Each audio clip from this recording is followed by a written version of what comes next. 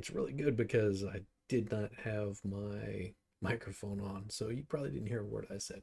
In about 20 minutes, 20, um, it should be starting back up. So if you're coming in, hit the like, subscribe. I'm gonna jump over and pull sort of drop out of this for a little bit, but watch my tiger. It'll be good.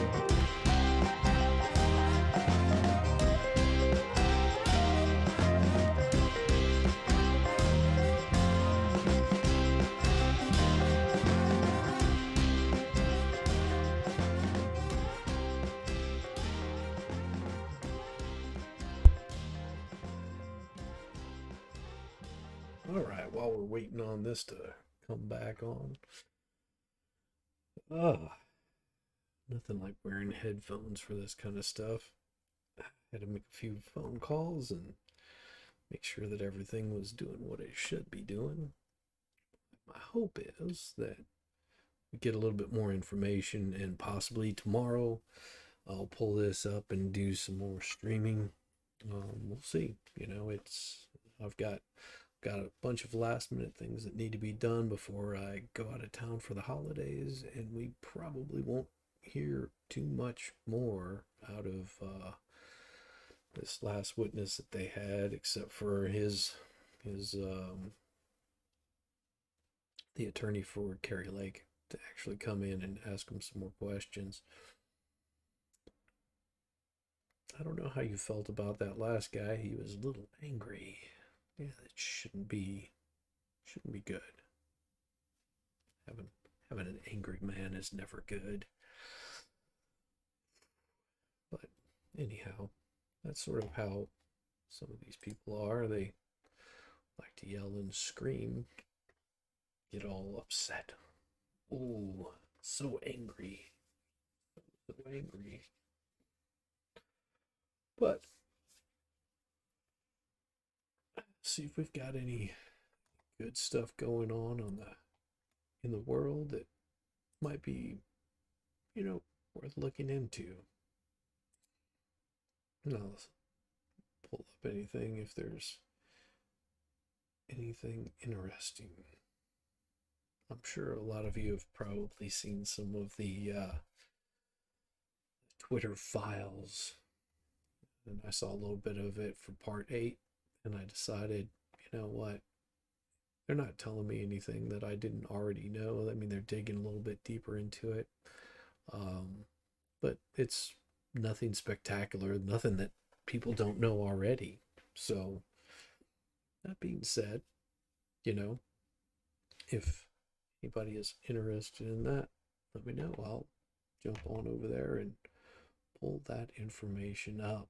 But till I see something much better than that garbage, I don't have any need to. It's not going to change my opinion. That everybody knows Twitter was completely screwy. So till I see something that's much better than just BS, I just don't see any need to discuss that stuff much further. I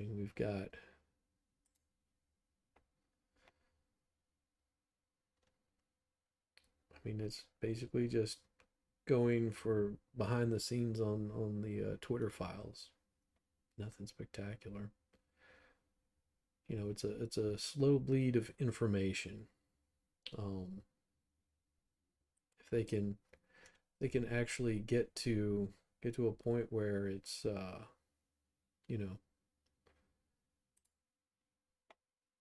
much better than this stuff. I'm just not seeing it. Just not seeing anything that's resembling being more information on that. So I'm hoping that by the next next month I should have pardon me, have StreamYards up and running. Probably will be doing just strict, evening streams going forward. I just, until I can get enough of a following, I'm gonna, continue to do just the bare minimum of, streaming, that just to, get that following up. And once I got the following, I'd like to like to, take it a little bit further, but you know, one little step at a time. Trying to collaborate with some other people. Maybe we'll get some good hearings that go on. Um, Maybe some new breaking news happening, which will be fun to discover. I think that there's a lot of pretty cool information out there. Show you what I'm gonna be making for Christmas.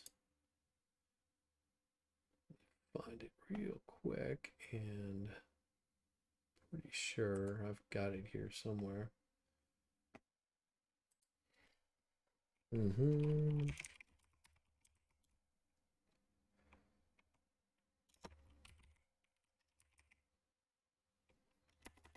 This,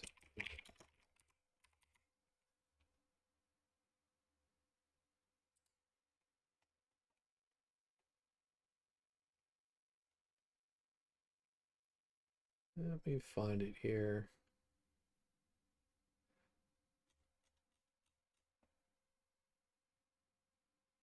Mm-hmm.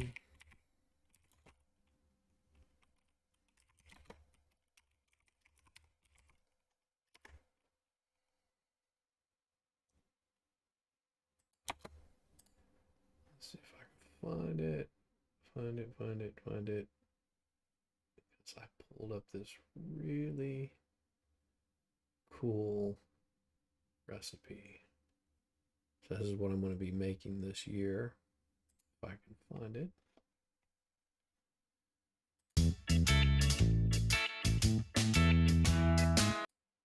You can use a food processor, which we're going to do here, or you can make it by hand.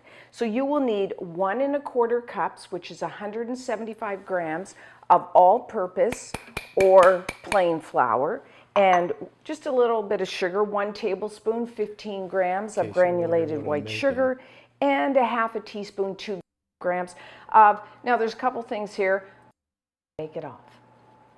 Okay, so now our pastry has, right if you find during baking that nice the outside crust comes where out. you can see this.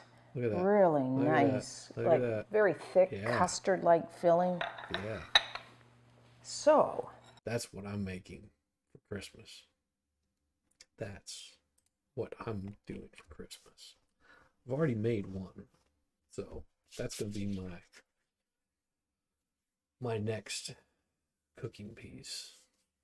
I'll show you the recipe sometime. It's pretty damn tasty. You got to get that filling just right though. If you don't make it right, well, then it's not going to be good. Looks like we've got another about 15-20 minutes, about 9 minutes left to go before this comes back up. I mean, so far I was able to pull up some of this information. I was having problems getting the stream happening to start out with, so I was pulling the stream straight from Maricopa County. So it was basically just audio. I couldn't get the actual visual happening. For whatever reason, Maricopa County wasn't allowing the visual to show. But I was able to get just the audio, and it looked like the visual was just showing the tables themselves and not actually showing the rest of the what everybody else was seeing on other streams. So hopefully in the next next few minutes we should be getting a live feed come popping up.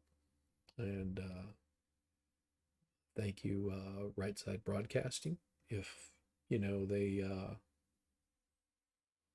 they need to have, if they don't want me streaming from theirs and making any comments on it, just let me know. I'll be happy to stop doing it. But if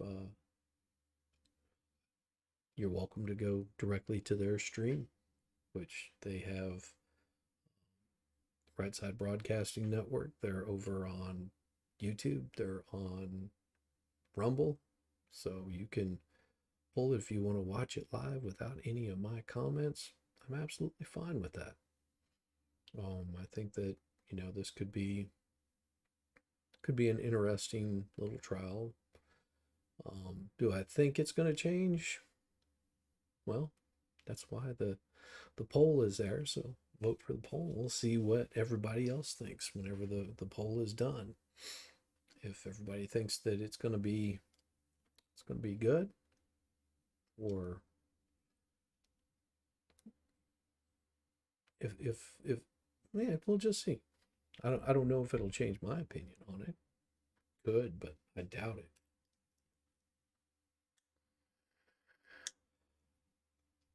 I just wonder if it will actually change the outcome of this election.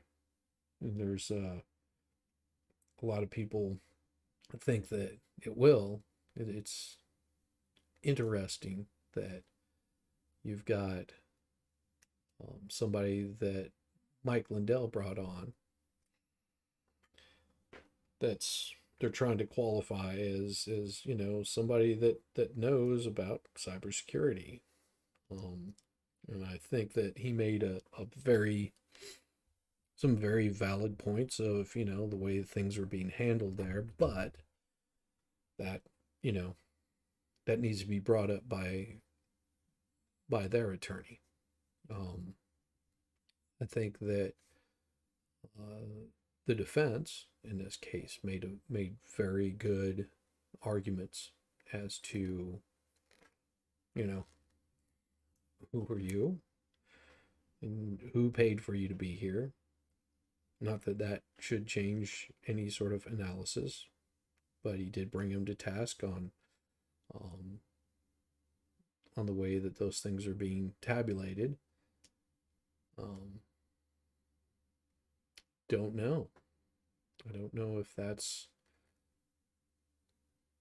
gonna change the judge's mind. I mean, the judge may be just saying, this guy's a paid shill. He might be thinking, hey, this guy made some valid claims. But I also think that he's not going to base it just on one person's viewing of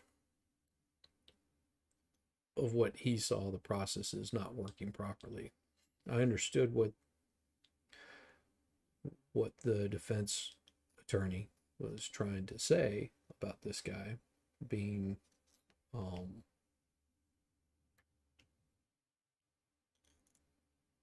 about the printers.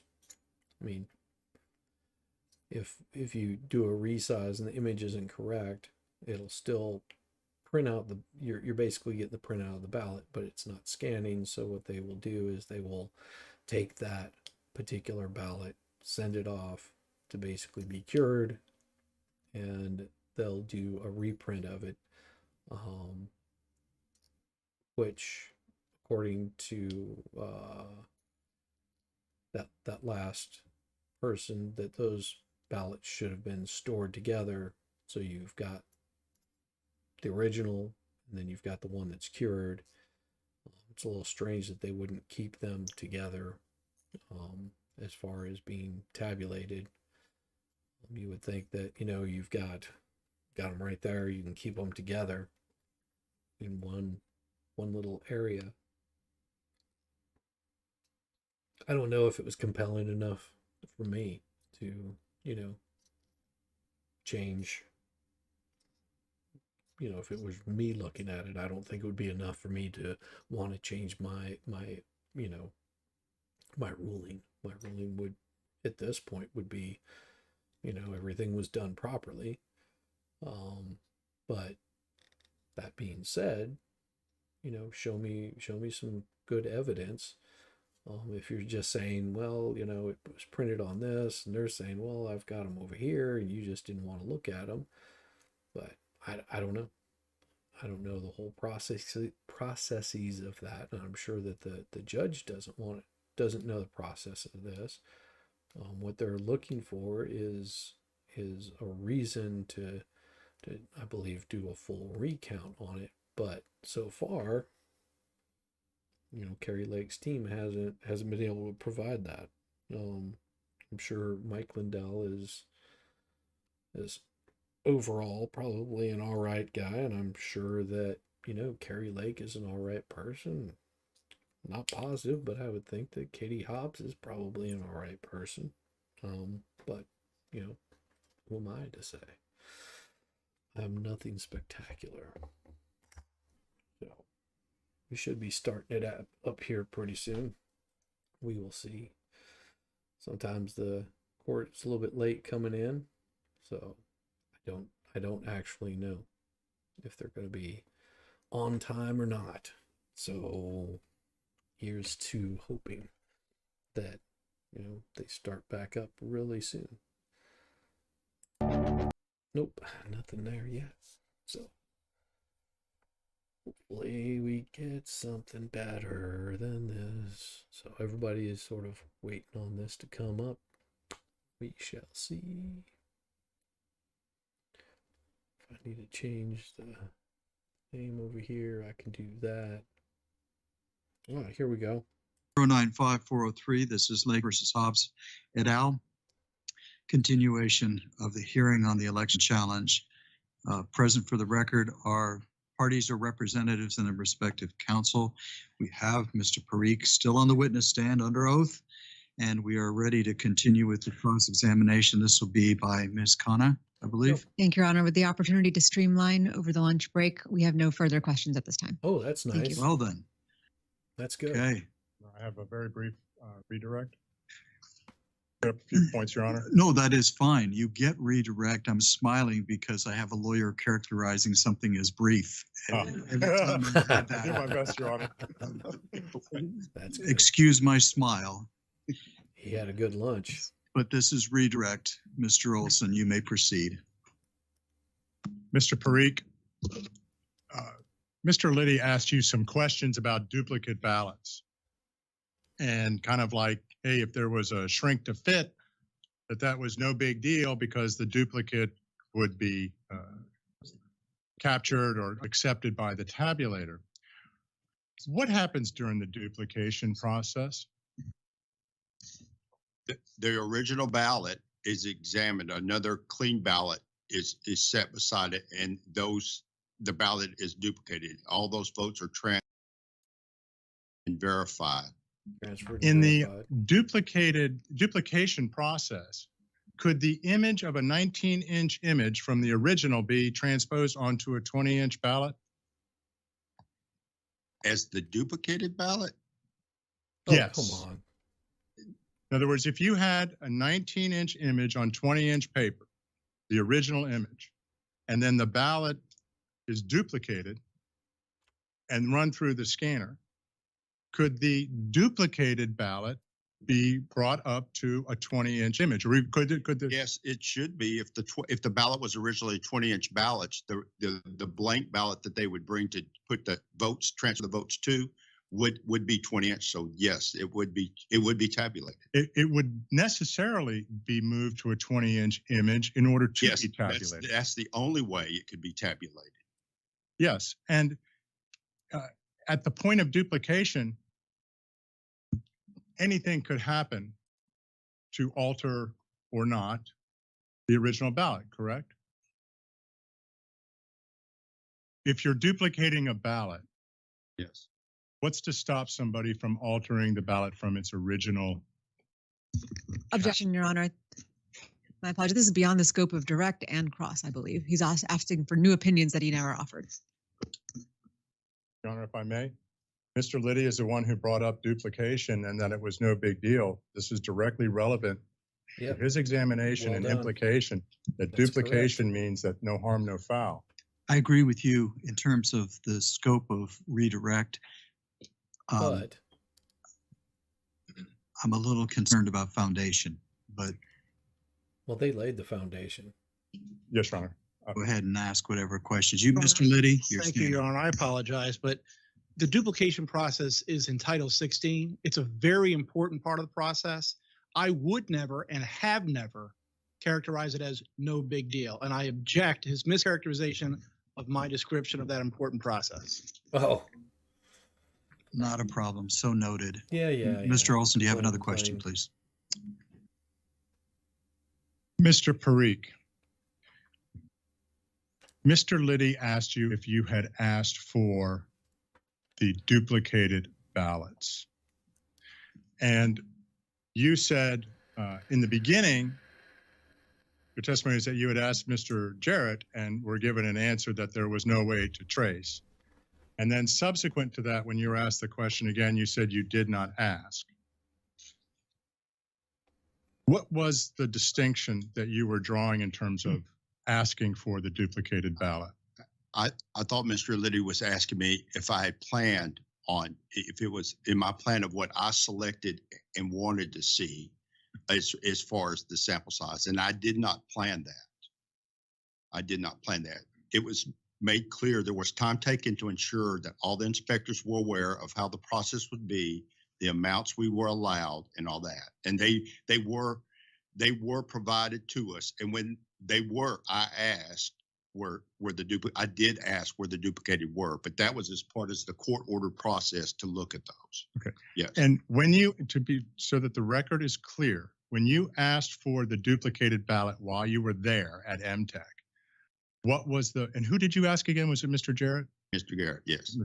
And what was his response? Mr. Garrett. He said they would have to get texts and it would take up to a week to trace that down. Okay. Well, And you heard Mr. Jarrett testify that there was no way that a 19-inch image was placed on 20-inch paper in the November 2022 general election, correct? Yes, sir. And is there any way that a 19-inch ballot image placed on 20-inch paper in this election in Maricopa, whether it was tabulated by the vote center tabulator or the tabulators at MTech, that 19-inch ballot image would be accepted by the tabulator? There's no way a 19-inch image on 20-inch paper could be accepted by the tabulator. You also examined early votes, correct? Yes, sir, I did. And you testified that those were votes that were printed by Runback. Yes, sir. Did you see out of any of those Any of early votes any that you inspected or observed a 19-inch image on 20-inch paper? No, sir, I did not. So the 19-inch image on 20-inch paper was only an existing condition on the ballot on demand printed ballots, which were the day of the election. Is that accurate? Yes, sir, that's accurate. Okay. That's good. I don't see what point he made though. Stop trying to confuse you. You're not dealing with a judge. You're dealing with the actual. You're dealing with the judge, not a. Did not you a jury. you took a picture of those ballots side by side in your report, correct? I did not take the picture physically. The photograph was provided to me. Okay. When I initially saw it, it may not to a normal voter or user that looks to pick this up, but again, I examined all types of media in all types of ways, and it jumped out at me, and I requested to get a copy of that image because to me that was very damning. And then that photograph was an overlay, and it did confirm my conclusions that it was a shrinkage and that. Okay. Should there Losing ever be, audio as Mr. during that. Liddy characterized, a shrink to fit ballot that comes out for some people's ballots and not others?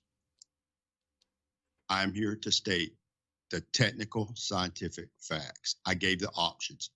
Mr. Liddy's assumptions of a shrink to fit is inaccurate, and to boot or to further on add that if the ballot definition is 20 inches and you print it on 20-inch paper, shrink to fit will do nothing. The margins will be exactly the same as they are on a regular ballot, and they should be tabulated. There you go. But what he That's all I referred needed to to say. cannot happen. The only other technical possibility for that happening is if somebody messed with the print drivers and made even though 20-inch paper was loaded, made the printer think it was 19 inches, and that would cause the shrink to fit. Yes. That is That's it. only technical option that would address Mr. Liddy's scenario. Thank you, Mr. Parikh. No further questions, Your Honor. Well, may we excuse the witness? Yes, Your Honor. Yes, Your Honor. Yes, Your Honor. Thank you, Mr. Parikh. You're welcome, sir. You're excused, sir. All right. Well, that's the end of that witness. Let's see who else we've got here. Your Honor, at this time, we'd like to call Aaron Smith. Is this another expert? Let's find out.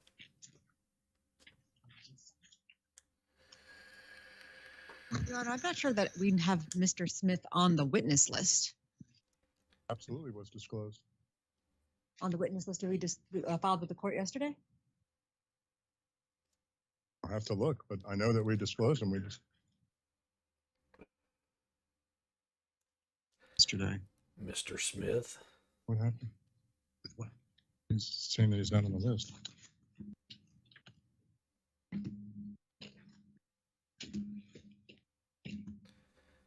And this is what happens whenever you're too busy with your head up your backside.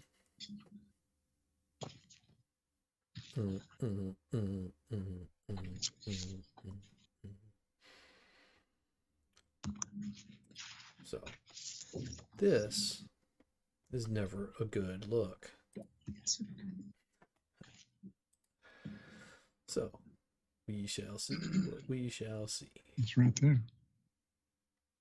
The list I'm looking at, Your Honor, does show Aaron Smith designated as a witness. If Your Honor wants to give me a few minutes, I can go through my emails and Looking at what the court was given, and I don't know that we God. provided that list, Your Honor. I mean, I think you filed it. We also, I think there was an email communication from plaintiff's counsel expressly asking us to take Mr. Smith off of the list. I'm trying to find out who Mr. Smith is and where he is. So, can you show me that list then? This is people not doing a good job. Of course, they're rushing through a whole bunch of this crap. So Can I this see is the the list? kind Hold of on. stuff that actually will happen. That we filed?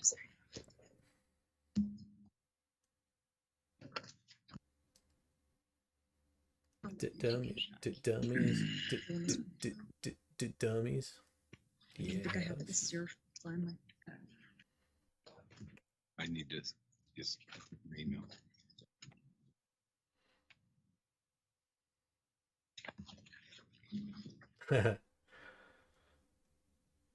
Come on. Let's get it going. Let's get it going. Get your head out of your backside.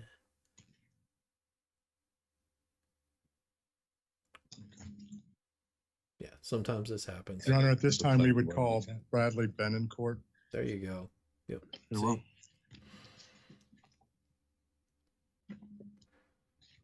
Makes that little man look like a complete fool because he didn't put somebody in there that was supposed to be in there. His declaration. Yeah.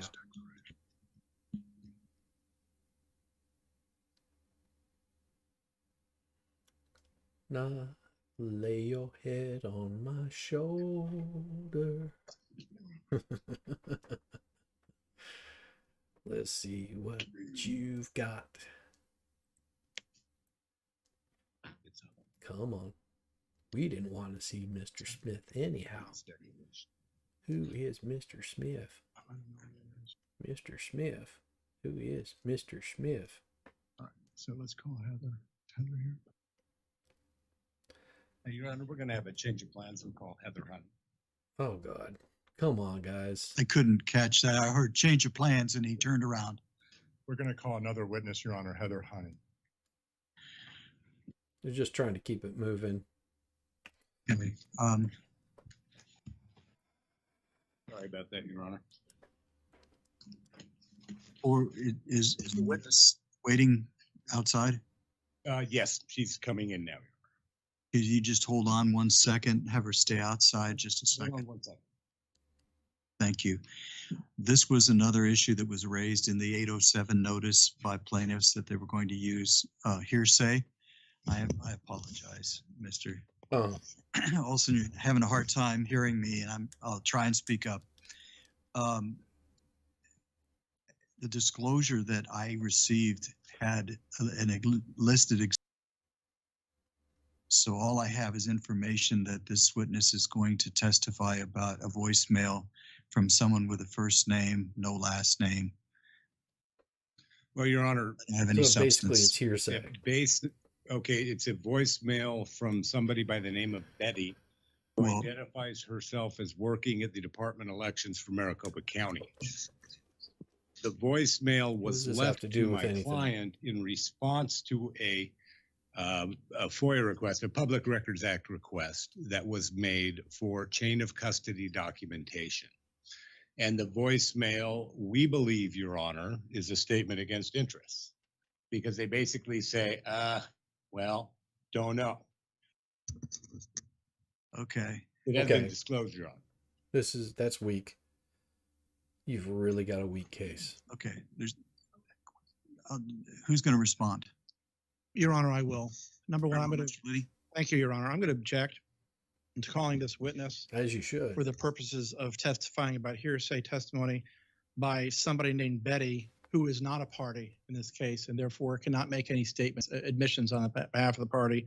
And this so-called voicemail has no authentication, so I would object on foundation as well, Your Honor. Yeah. As you should. It hasn't been disclosed. It's been disclosed, Your Honor. This court even has it as a trial. But Your Honor, Betty identifies herself as someone working in the Maricopa County Department of matter. Elections. She also identifies that she is responding to my client regarding a Public Records Act request that was, I'm sorry, I said my client. She was responding to my witness regarding a Public Records Act request. Yeah, this is It was my still client who still made should be that Public tossed. Records Act request. tossed. And Betty is explaining in the voicemail that they're still looking for the records, but they have no idea, and she's got to go on vacation, so she should call back. Why are and you talk guys to wasting somebody your else. time with this? This is a Public Records Act request, Your Honor, This is that is horrible. directly relevant to the trial here today. Horrible. That's not my problem. Yeah. I agree with you. I see the relevance of what you're arguing. Uh-huh. My problem and where I'm focusing my questioning is the authentication and the disclosure of this, because you're asking for this under 807 as an exception, because there's not another recognized exception to the hearsay rule, and I didn't see anything disclosed. You're telling me this today. This is the first I'm hearing it. So You screwed up, big boy. Well, Your Honor, Judge ain't gonna let this in. I'm telling you right now, he's not gonna let it in. the exception, when everything else is gone, this is the Hail Mary that says, understood, Your Honor. I've got nothing else, Judge. Put it in 807 just against interest, especially in this case. We have pending litigation between my client and the county regarding their operation of this election, Your Honor. Oh, And it you is a guys statement made by really- Betty identifying herself really as not making yourselves an look good. employee of the Maricopa County Records Department. My witness, Your Honor, will get on the stand and testify that she deals with Betty with respect to public. Yeah, they ain't gonna fly. That ain't gonna fly. So that's your offer of proof that your client will, not client, your witness was going to testify that this is a known person to her. In other words, she This could ain't recognize a gonna voice. fly. She knows. Yeah, I can tell you right now, this ain't gonna fly. I can tell It's a you right request. now. Did it's I not get it gonna right? fly. You got it right, Your Honor. Mr. Liddy? Not gonna fly. Your Honor, first, we have not received this, so we'd object on that basis. And second, there is no Betty that's a party. We Right. can't authenticate who she is, Right. and she cannot make an admission on behalf of any of the parties in this litigation. And the fourth point, Your Honor, is a public records request is not one of the two counts before this court at this time. Yep. The public records request, Your Honor, is specifically aimed at Mr. Richards' testimony this morning that they have You've got documents nothing. related to chain of custody for election day Get activity. down, When go they don't, away. Betty says on this voicemail, Your Honor, Objection, Your Honor. Now counsel's testifying. Yeah. I'm not This guy- testifying, I'm making this guy argument, should Your Honor, Go sit down. regarding the evidence. Go sit down. What you're making Go is an sit offer down. proof, correct, Mr. Lem? You I'm doing don't that as have well. Anything. And I can submit one formally if you would like, Your Honor. That, But that in ain't terms gonna of matter. offering proof to this court, my Wasting time. witness will testify that she is familiar with Betty. My witness will testify that her employees are familiar with Betty. My witnesses will testify that she works with Betty in getting records from Maricopa County Okay. in response to FOIA requests, Your Honor. Then bring And those you've also people told up. me that this was disclosed previously. foundation. Yes? I am, Your Honor, yes. When was it disclosed to? Oh, I'm sorry, Your Honor. This last week has been like 4 months. Doesn't matter. And if you want, Your Honor, it's going to take me a good 45 No. minutes to look for our disclosures. You're, wait, we- stop 1 second. You're an Yeah. officer of the court. I'm just asking for your word. If you tell me it was within I'm the last telling you it week, was disclosed, Your Honor. You're telling me within the last week, Yes, Your Honor. I close to this believe- morning, I something believe, like that. Your Honor, that I have created on 2 separate occasions at their request that I give them Okay. access to all of our records via a link so they can go online and Judge download needs them. to And I kick can this show this out. court that I provided them at least 2 links to do so. Wait a Mhm. minute. I don't want to waste a bunch more time on this. We've already Yeah. spent a lot of time on it. I'm just down to the last little consideration, which is disclosure, so they're not shocked by this. Disclosure is different than saying, here's where all my stuff is. You can dig it out, or it's in there somewhere. This would be a specific. You did a specific notice under 807. Yep. And so you realized that there's an issue with the authentication and the hearsay. Yeah, you could be all So play the all I'm game looking to like do you is want verify to. that this is not something brand new today in terms of identifying this witness It in is- court today. It is not, Your Honor. Thank you. Mr. Letty? Your Honor, we've been able to find under 73 and 74 document titled placeholder for voicemail, and then E, document titled placeholder for voicemail.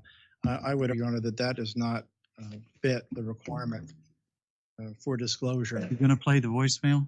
Yes, I am, Your Honor, but that is the court's exhibit list. I am not allowed to upload audio visual files to the court system.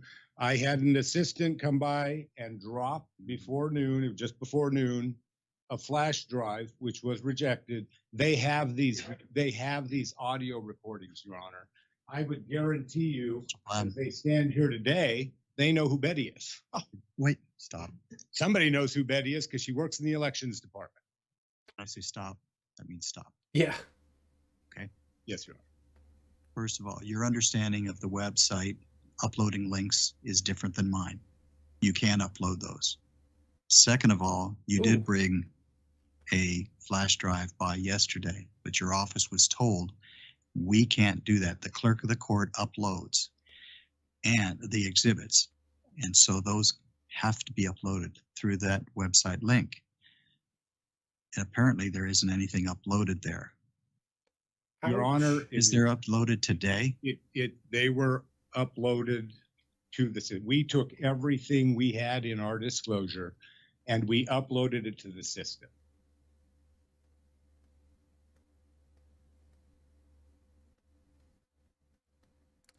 But did you? It is uploaded on. There you go. The clerk is telling me that they don't have your exhibit uploaded. So what you would be doing is playing something extraneous that you have that's not been uploaded into the system. Yep. Not gonna let it. Okay. Right. I'm not doubting you, Mr. Blem, in that regard at all. Don't play games. Coming back to this, what I wanted to focus on is whether the defense had notice of this or not. Have you heard the voicemail before? No, Your Honor, I have not heard the voicemail. None of the attorneys here have heard the voicemail. Oh, And we Yeah. can avow that there's no one in the I would tell them the Department of same Elections, thing. Public Records Department named Betty. Well, here's what I'm going to do, okay? Because it's Okay. taking too long. Yeah. You can call your witness.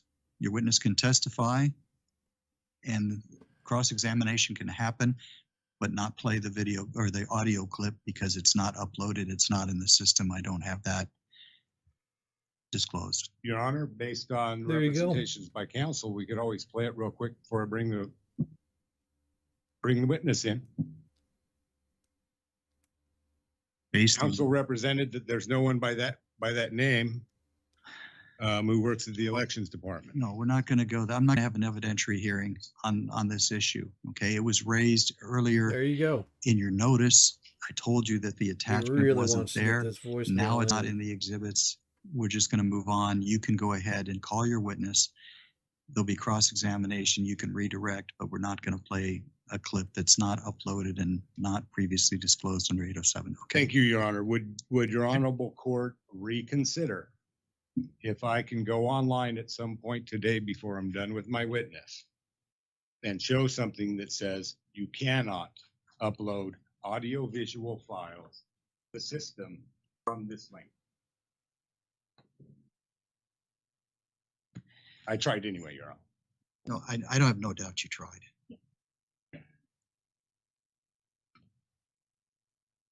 Okay. I'm listening to two sources. Since statehood, the clerk of the court has been separate from Maricopa County Superior Court for whatever reasons were decided at the time of statehood. So they have a separate system. I cannot tell the clerk of the court how to do business. They run the exhibits. And so I'm looking to that website and my understanding of it, my clerk telling me what can be uploaded. I am not doubting you, Mr. Blem, that you tried to upload the exhibit. The operative question is whether or not it's a surprise to them, meaning the defendants, because they have not heard the video clip. That would be something, whether it's uploaded or not, you would have given them previously. All right. So your question to me is whether I would reconsider that ruling after having heard the evidence, if you'd make an offer of proof separate and apart from the witness's testimony, correct? Yes, Your Honor. Okay. I'll accept that. You can go ahead and make an offer of proof. Do you have that right now? Oh, he's getting it in. The audio recording? Yes. Yes, Your Honor, we can pull it up. Well, that's what I want you to do. For There your you offer go. of proof. I'm going to All right, and may I play it, Your Honor? explain it for me. Yes. Yes, that's what I mean, Your Honor. This is part of your offer of proof, Mr. Blem. God, Let's see. this guy's so slow.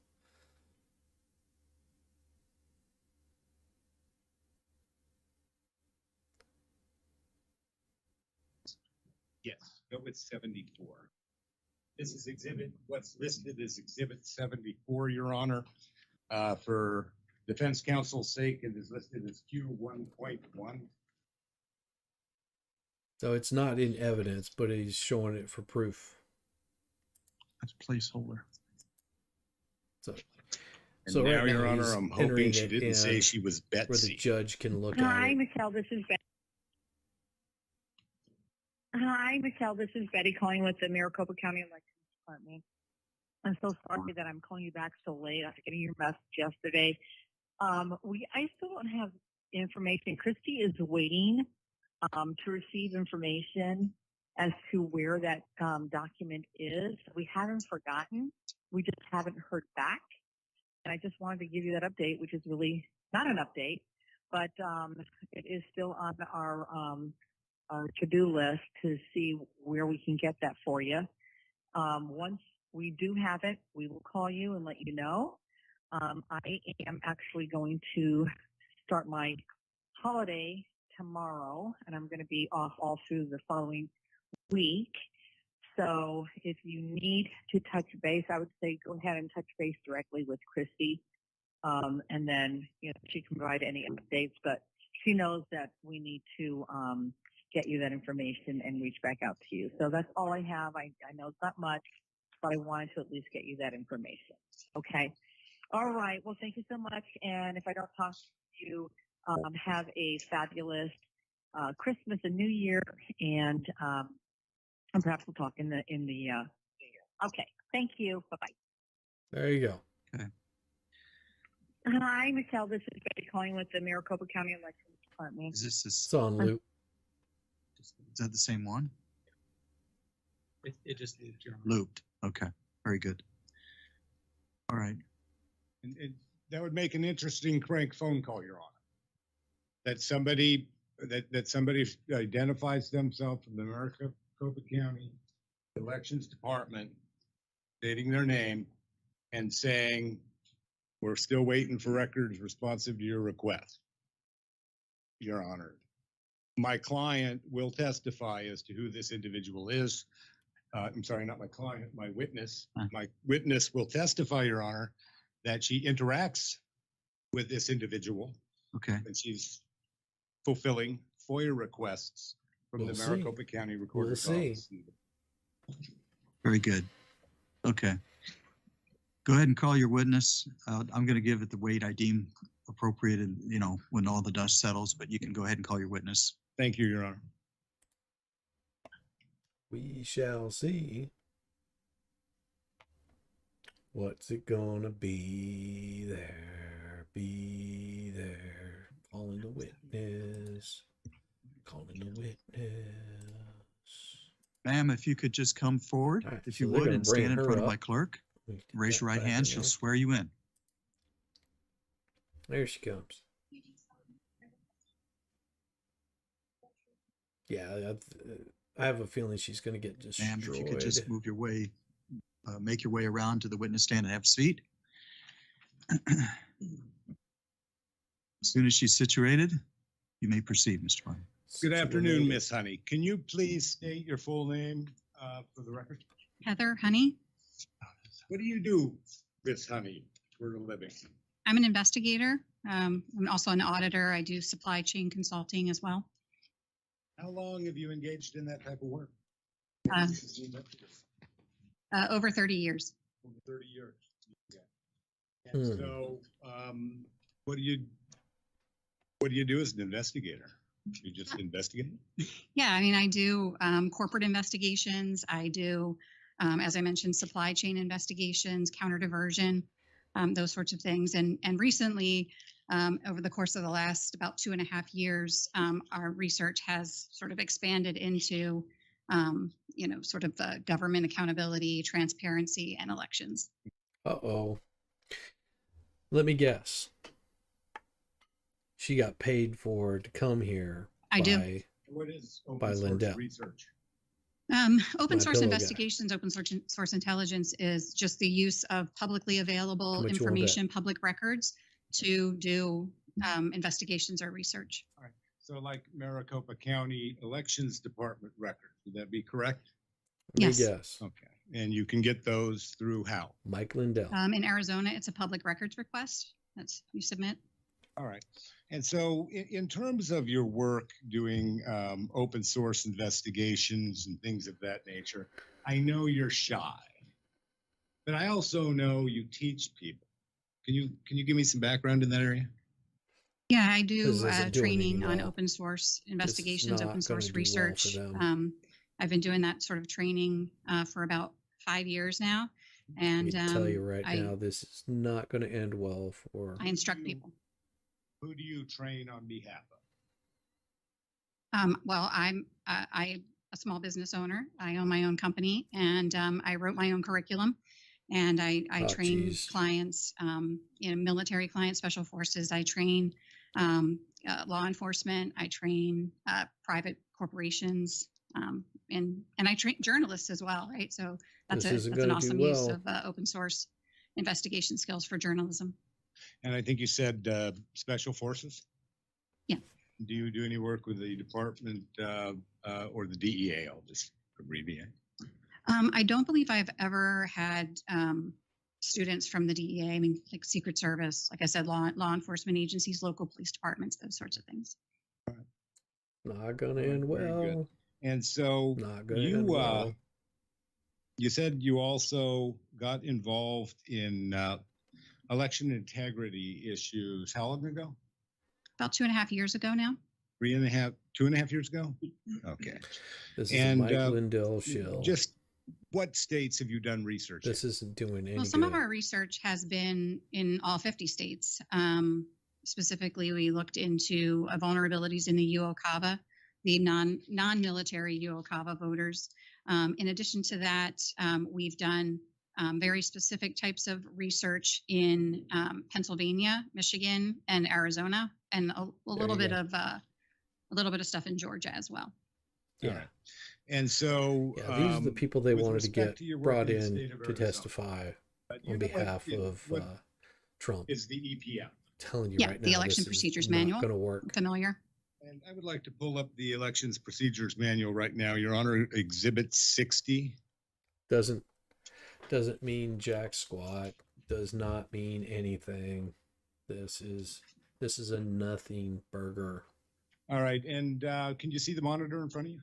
Ken? Does that appear to be the elections procedures manual? This is It someone does. Are playing you around. fairly well versed in that document? I mean, I haven't committed it to memory in its entirety, but I'm familiar with the relevant statutes as they relate to the research Unless they've got something. I've done in Arizona. This is not going to look Thank you. well. And so let's talk about just generally explain to this court how you became knowledgeable about Arizona elections as it relates specifically to the issue of chain of custody.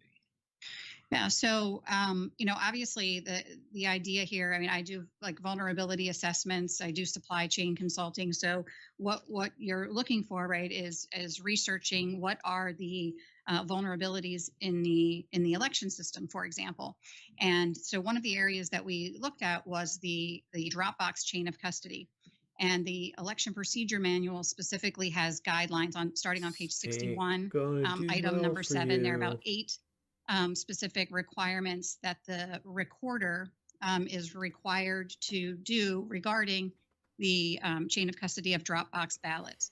So in addition to the EPM, when we were researching this, we spoke with representatives who had actually participated in the process. We talked to ballot couriers who had actually retrieved ballots from Dropboxes. We spoke with Celia in the Maricopa County elections department. She was very helpful. She provided a lot of really useful information in terms of their process. The EPM is sort of the guideline for the entire state, but how each county implements the process is different. For example, we did research and investigations into the chain of custody in a couple of elections in Arizona. Several in Maricopa, but we also looked at the process in Pima County as well. So you've spent a great deal of time talking to people in Arizona that actually work in the elections department? Yes. That actually work at Runbeck? Well, I spoke with Jeff Ellington about, I want to say nearly a year ago or so, and he was able to answer a bunch of questions that I had about how Runbeck works. Jeff Ellington is the CEO of Runbeck. And recently I had the opportunity to talk to a Runbeck employee who provided a declaration in this case. Okay. And you also have the opportunity to work with other election integrity experts and attorneys? Yes. In the state of Arizona? I do. All right. And so let's go back to Pennsylvania really quick. Pennsylvania is where you got your start, isn't it? Well, I'm from Pennsylvania, so that's what definitely piqued my interest in. This is not going to go well. Sort of the vulnerabilities in the election system and what can be done to fix that. In Pennsylvania, I believe it was 2020, wasn't it? Yes. What did you identify as a particular vulnerability in Arizona at that time? Nope. Well, in Pennsylvania, I think you mean. Yes, Pennsylvania. So objection, relevance. Yes. Absolutely. Your Honor just gets to. Oh, sorry. All right. So with respect to the state of Arizona again, How many elections have you looked at in the state of Arizona with respect specifically to the chain of custody issue? 3. 3. Which ones were those?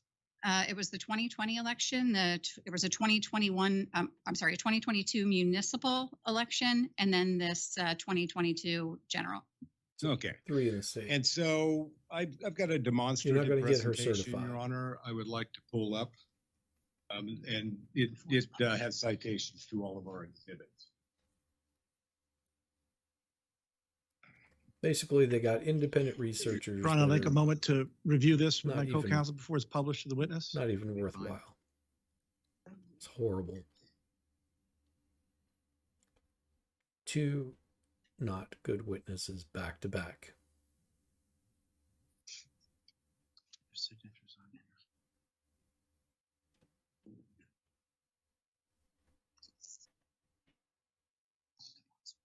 Signatures on there. Believe it or not.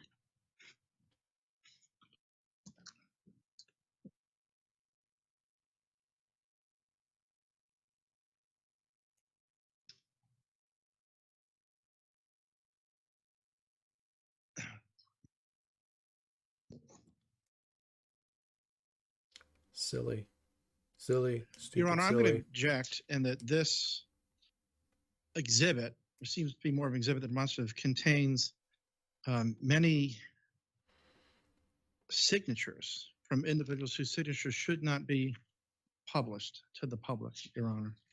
Your Honor, signatures are routinely published. And Let me ask a question, if I could, please. Yes. Mr. Flynn. Are these signatures related to the 2020 election in Arizona? you know, I believe these are, May I answer that question? yes, No, not to me. these are related to 2022. Mhm. This is the 2022 election, Your Honor. The documents contained within this PowerPoint are from the 2022 election. They were all provided either in response to my client's FOIA request, or they are public source documents that are published online, including, there's a citation right off the bat, Your Honor. This ain't gonna for the work. EPM. And so there's nothing in here. Yeah, Probably it's been a nothing in there as surprise. far as signatures go. This chart made by my client has also been disclosed. And with respect to the signatures, Your Honor, signatures are public all the time. Signatures of voters, people check their lists, their roster lists. I'm sorry, I'm not active in politics, so I don't know what it's called when you run for office. You got to go get whatever it is, enough signatures to get on the ballots.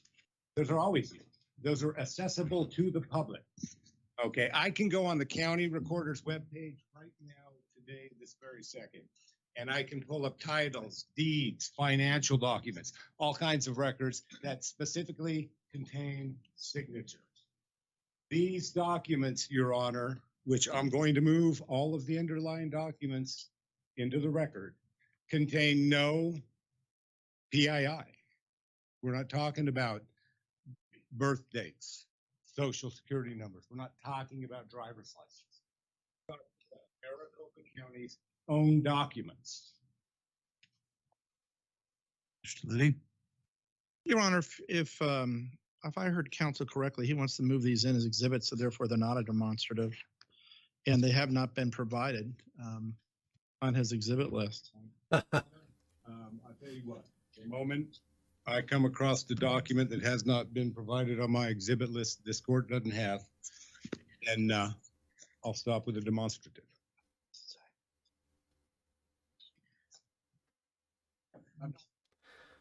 Judge is letting this guy have way too much Exhibit rope. Into the record. I may do so after my my witness testifies, Your Honor. But right now, I would like to walk through this demonstrative, which is based on documents received from open source, the EPM. You can go online.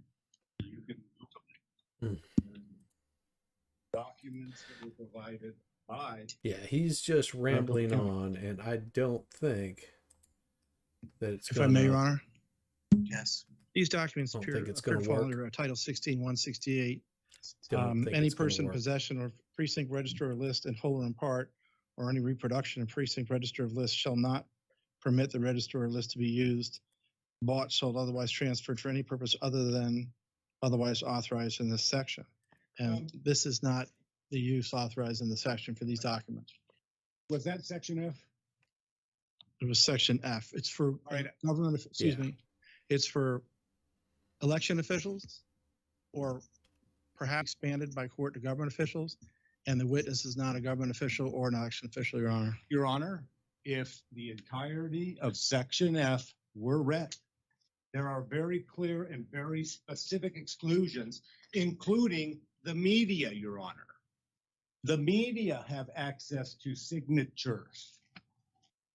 Elections, Your Honor, is an exclusion. It does not say government Oh, stop officials yelling. running elections. And this case, Your Honor, is about an election. What's the statute again? 16 what? Your Honor, it's Title 16, 168F. If I may, Your Honor, I would ask that the counsel direct his comments to the court and not to my co-counsel. Sorry, I look around when I talk.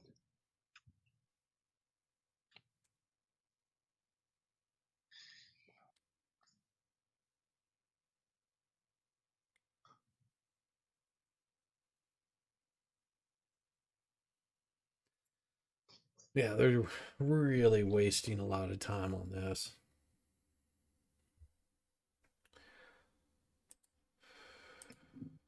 I very much doubt that the judge is going to allow this in. I really do. Could be wrong. They may, but Okay. Your representation is that there's none of the information prohibited in the form of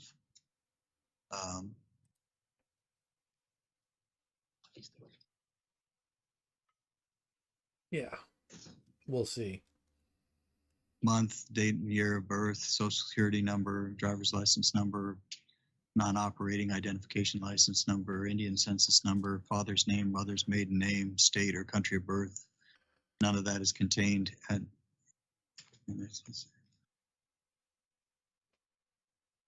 And then signatures and voters' email addresses. And then none of that's contained in the information, or are you saying it's an exception because it's available to the media? Sorry, had a big yawn. It specifically carves out exclusions, and one of them are for elections. If we didn't have these exclusions, Your Honor, candidates wouldn't be able to get on the ballot. This isn't an election. This is a court case. Okay. There are exclusions for the media. I believe it goes elections media. I may be mistaken. I tend to forget.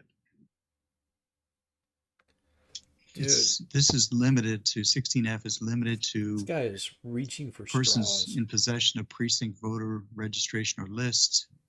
And then it says, Horrible. Horrible. it says can't be bought, sold, or otherwise transferred for any purpose except for uses otherwise authorized by this section. And you're correct that it talks about authorized uses, including newspaper, radio, television. I would also point out, Your Honor, Yes. that none of the documents contained in this within this presentation are full lists. Your Honor, None of them. What are we going to? What is the demonstrative exhibit in the testimony going to demonstrate? Yes. It's a demonstrative exhibit, Your Honor, prepared by my witness. Yeah. Walk the court through the various chain of custody This is a documents waste used by of the Maricopa time. County Recorder's Office, as well as Waste the court, as well as the Board of Supervisors. Fine. I think They're this, full I of it. think this, To show. Full of it. just full to of it. show Your Honor and the court and the witnesses. The media deserves to know, Your Honor. No. Show what? To Show show the process, the documents used. Okay, how the flow of ballots moves. And Okay. I will tell you, Your Honor, it's one of our contentions that because Maricopa County does not adequately maintain chain of custody of drop box and mail ballots, that it becomes much easier to infuse ballots into the system. And that's one of our allegations, Your Honor. Okay, Uh, I understand what your offer of proof's about. Your Honor, the signatures contained in this proposed demonstrative are not voter signatures. And so I would withdraw my objection based on that. Very good. Then we can proceed. There you go. Um, Was it that Mr. hard? Blum, you can proceed with your demonstration.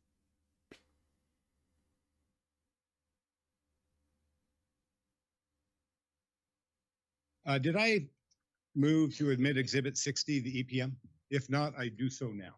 The objection? Yes, Your Honor. Objection relevance. The EPM, not the demonstrative exhibit. Oh, no objection, Your Honor. I didn't think so.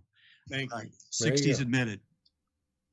All right. And so your familiarity with EPM came from you reading it and talking to other people, correct?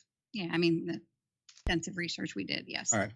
And the EPM has guidelines, not, There I'm you sorry, go. I think I misspoke, didn't I? They're not guidelines? I believe they're requirements. It says that the recorder shall develop and implement the secure ballot retrieval and chain of custody process. Okay. So the county recorder or officer in charge of elections shall develop and implement secure ballot retrieval and chain of custody procedures. Yes.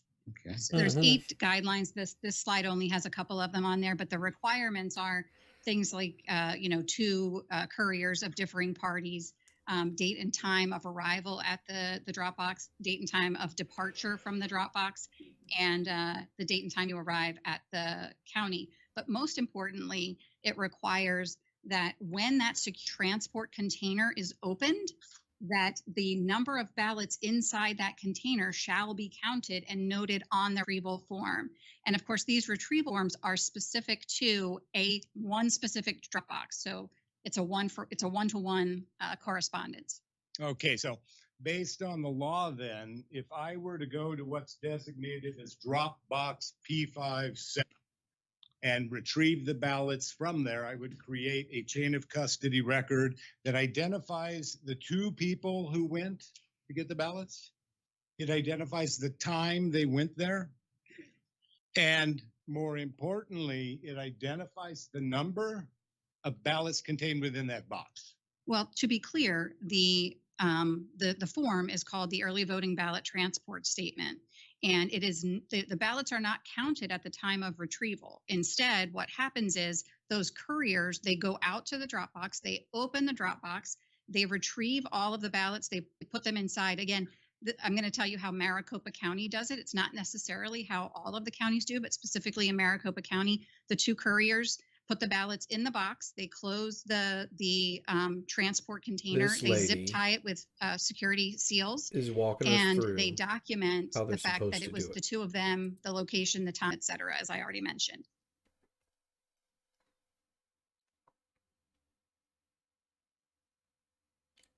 And sound cut out again. Pretty secure process when that is done. Yeah, I mean that's the process, and that's compliant with the law in Arizona. So.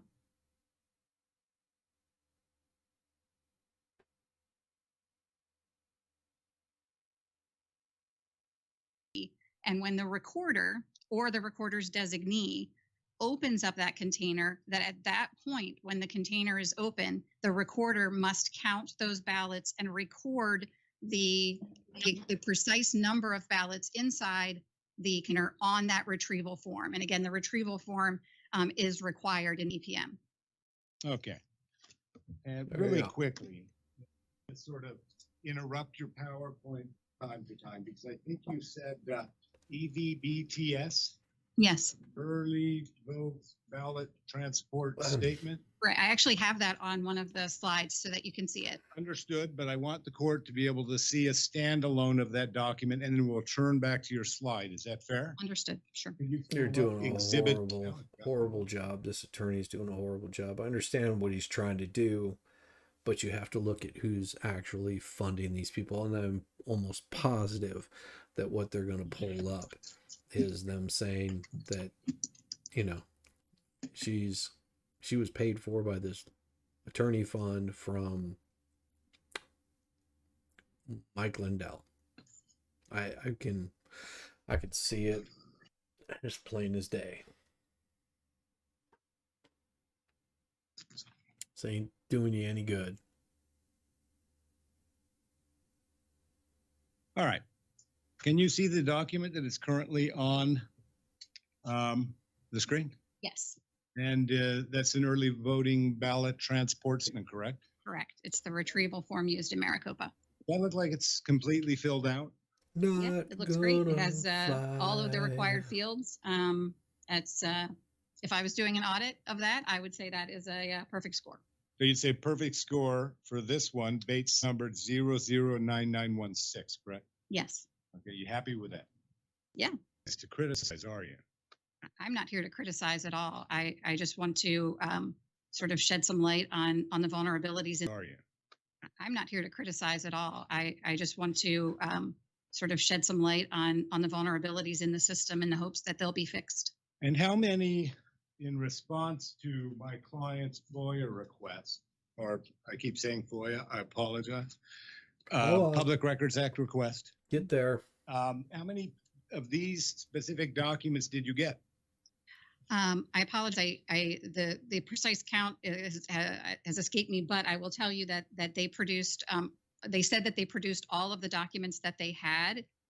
We specifically asked for these documents as well as a bunch of others, but they said that they provided all of the early voting ballot transport statements that they had for the entire election.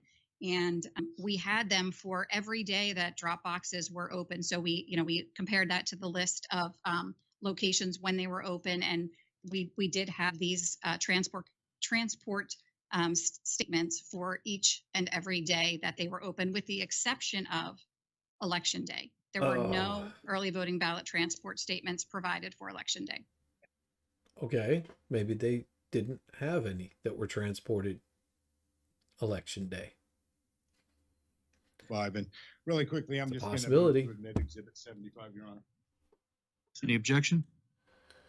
No objection, Your Honor. All right, we can go back. 71's admitted. Wait, is it 75?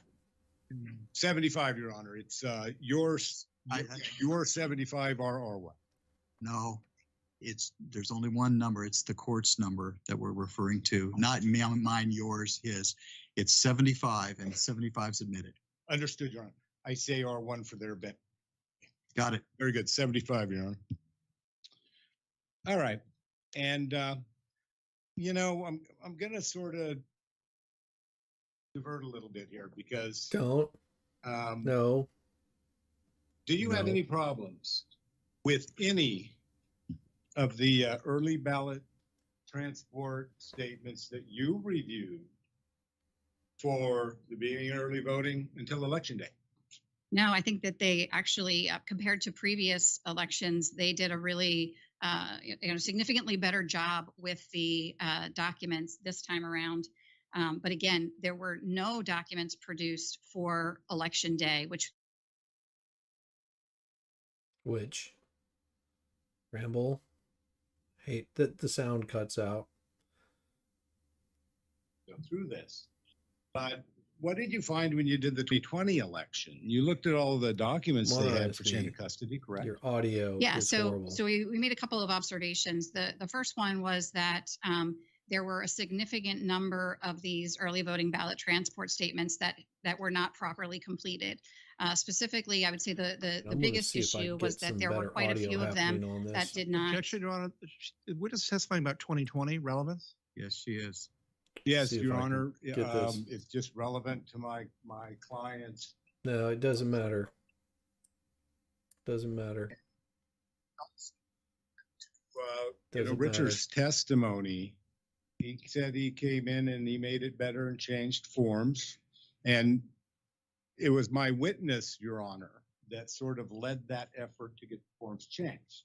Okay, but that count was dismissed. Yep. The process Can't bring changes this that could have in. been done either by the Arizona dismissed. So I understand. I'm Mhm. not going to debate with you endlessly back. Understood. And Dismissed. So I understand. I'm not going to debate with you endlessly back. Understood. And Your Honor, I won't go there, but You are now. no, What I'm was sorry, Your Honor. dismissed. I'm not trying to be I'm looking at argumentative or today anything. what happened in the 2020 If we get election the end of and our understanding that. And to that end, I've allowed this presentation. And so far, even though she said that, you're explaining how the process works, and that's fine. But going into the 2020, we're out of that. Understood, Your Honor. Thank you. All right. Can we change the slide? There we go. Thank you very much. Can you please explain to the court what this all means? Yeah, so this is a diagram of Maricopa County ballot chain of custody from the voter to tabulation. And so what you notice is if you vote on election day, you put your ballot in the tabulator. But if you vote early in person in Maricopa, or if you vote by mail, there are several transfers of the ballot and therefore requirements for chain of custody. And what's interesting or unique about Maricopa County is, to my knowledge, they are one of the only counties in the country that outsources the intake or the receipt of their ballots to a third-party organization. So, for example, we talked about the EPM and the requirement for chain of custody from the drop box to the county. In most counties, that's the end of the road. You retrieve the ballot from the drop box, you transport it securely to the county, and it's tabulated there. That's not the case in Maricopa County. In Maricopa County, they then have to, after they've received it in the county and processed it according to the Arizona law, then they must again maintain secure chain of custody as they transfer it from Maricopa County to Runbeck, and then again when it comes back the other way. Thank you very much. And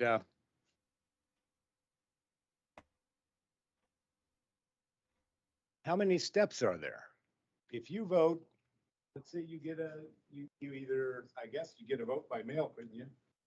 Or you could go into a vote center and get it out. Sure. Right. So on the next slide, I kind of just point out the fact that a drop box in Maricopa County does not just contain mail ballots, right? So mail ballots that are, sent to the voter and in the mail through the U.S. Postal Service. You can go to, it was the next slide. I'm not done asking you questions, Ms. Oh, I'm sorry. I thought you were asking me about the different ways that I'm sorry. All right. Why is it that chain of custody, when all of these transfers takes place, is so important? Well, I mean, chain of custody, first of all, it's the law. And secondly, it's what allows sort of the security of the ballot, right? If you have 10 ballots and you have 10 ballots and they're transferred to the next location and there's still 10 ballots, then, you feel like that's a pretty good secure chain. But if there are ballots added or subtracted, you become aware of that if you are properly managing chain of custody. Okay. So it's what you're saying, that at each of these different points in this process where a transfer is made, there are vulnerabilities in the system that could either induce or reduce the number of ballots. Well, I mean, I think the reason that you maintain chain of custody, the reason that it's part of business, it's part of elections, is because if failure to maintain chain of custody presents a situation where ballots could be added, but ballots could also be removed. And so that's why this whole chain of custody is important enough to have its own laws written about it. Okay. And can you pull up Exhibit 102?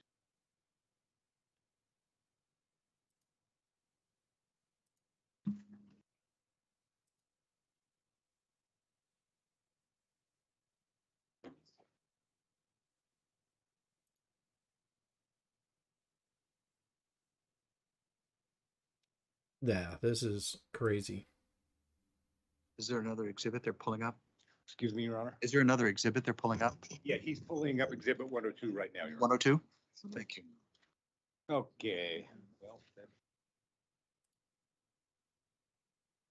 Yeah, their stuff is not working right.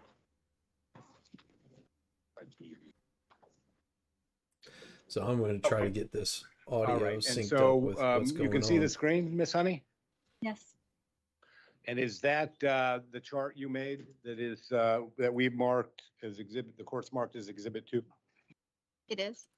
I move to admit exhibit 2, Your Honor. Foundation. Objection, Your Honor, foundation. 102. You got me I'm confused. You sorry, said 2. Now you got, you. Did I say 2? Yeah. I apologize, Your Honor, it's 102. That's why I had this look on my face. I'm sorry. 102? 102, Your Honor. And which, is there an objection? Yes, Your Honor, this was offered as a demonstrative and we're fine with that. But if it's going to be offered as an exhibit, it lacks foundation and no authentication. Well. Okay, Ms. Honey. Wait. Let me roll.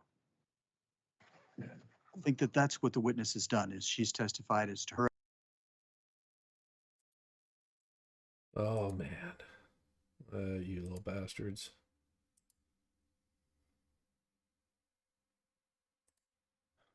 Did you make this chart, diagram, whatever you want to call it, Ms. Honey? I made it in PowerPoint. And did you make this based upon your? Thank you, Your Honor. Based on that, no objection. Great, 102 is admitted. Thank you. All right, can we go back to the slide and move on to the next one? Which exhibit? Oh, the demonstrative is I'm sorry, the PowerPoint. I'm sorry. Yeah. So I'm getting good sound, but it does. All keep right, can you cutting out. tell us what this slide shows, Ms. Honey?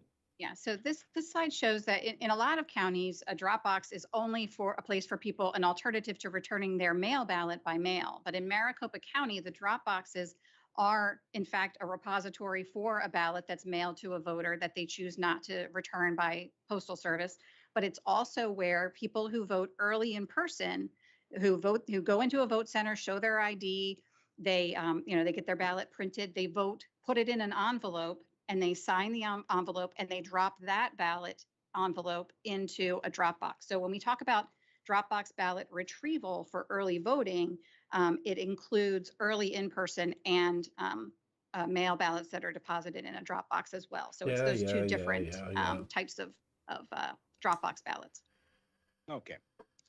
And so I believe you had testified previously This is horrible. that you have reviewed This guy's losing it. all of the early ballot EVBTS. Losing it. And it's my understanding Losing you it. praised Maricopa County for having improved their documents and actually followed their procedures? Yes, on the documents that were completed, but again, there's the absence of documents for election day ballots, which again is a significant number. Okay, well, your FOIA request, my client's FOIA request requested all of the chain of custody documents for Maricopa County on election day, correct? Correct. Have they provided any to you? Yes, they actually provided all of the documents that we requested, with the exception of the Maricopa County delivery receipt form. Okay. Yeah, The yeah, Maricopa County delivery receipt form. Can you please tell the court what that is? So the Maricopa County delivery receipt, as I mentioned in that like previous sort of thing, if you can go to the one that actually has it on there, it is the document, the chain of custody document that is created at Maricopa County to record the precise number. That's not this slide. It's, if you go to like two more, the precise, that's the one. Perfect. Thank you. Oops, back one. There you go. Perfect. It's in this diagram here, it's the number 2, right? So when the drop box is, when the ballots are retrieved from the drop box, the early voting ballot transport statement is used to document the chain of custody from the drop box to Maricopa County. Again, when it gets to Maricopa County, what the law requires is that they break open the seals and they count the number of ballots inside that transport container, and they document, they record that precise count of ballots on the early voting ballot transport statement. From there, again, this is unique to Maricopa County. Maricopa County election officials then create this delivery receipt form, which is like a half sheet. And that has on it the precise count of the ballots that they are then loading on a truck and transferring to Runbeck. Come on. The larger thing there, the thing that has the number 3 on it, is a document that's created at Runbeck, basically just saying, hey, this is how many ballots were dropped off. Okay. So, and to answer your question, what we did not receive is the number 2, the delivery receipts. With the PowerPoint, you can really open exhibit number 67. I couldn't hear you because you turned away. I'm sorry, Your Honor, 67. Ugh.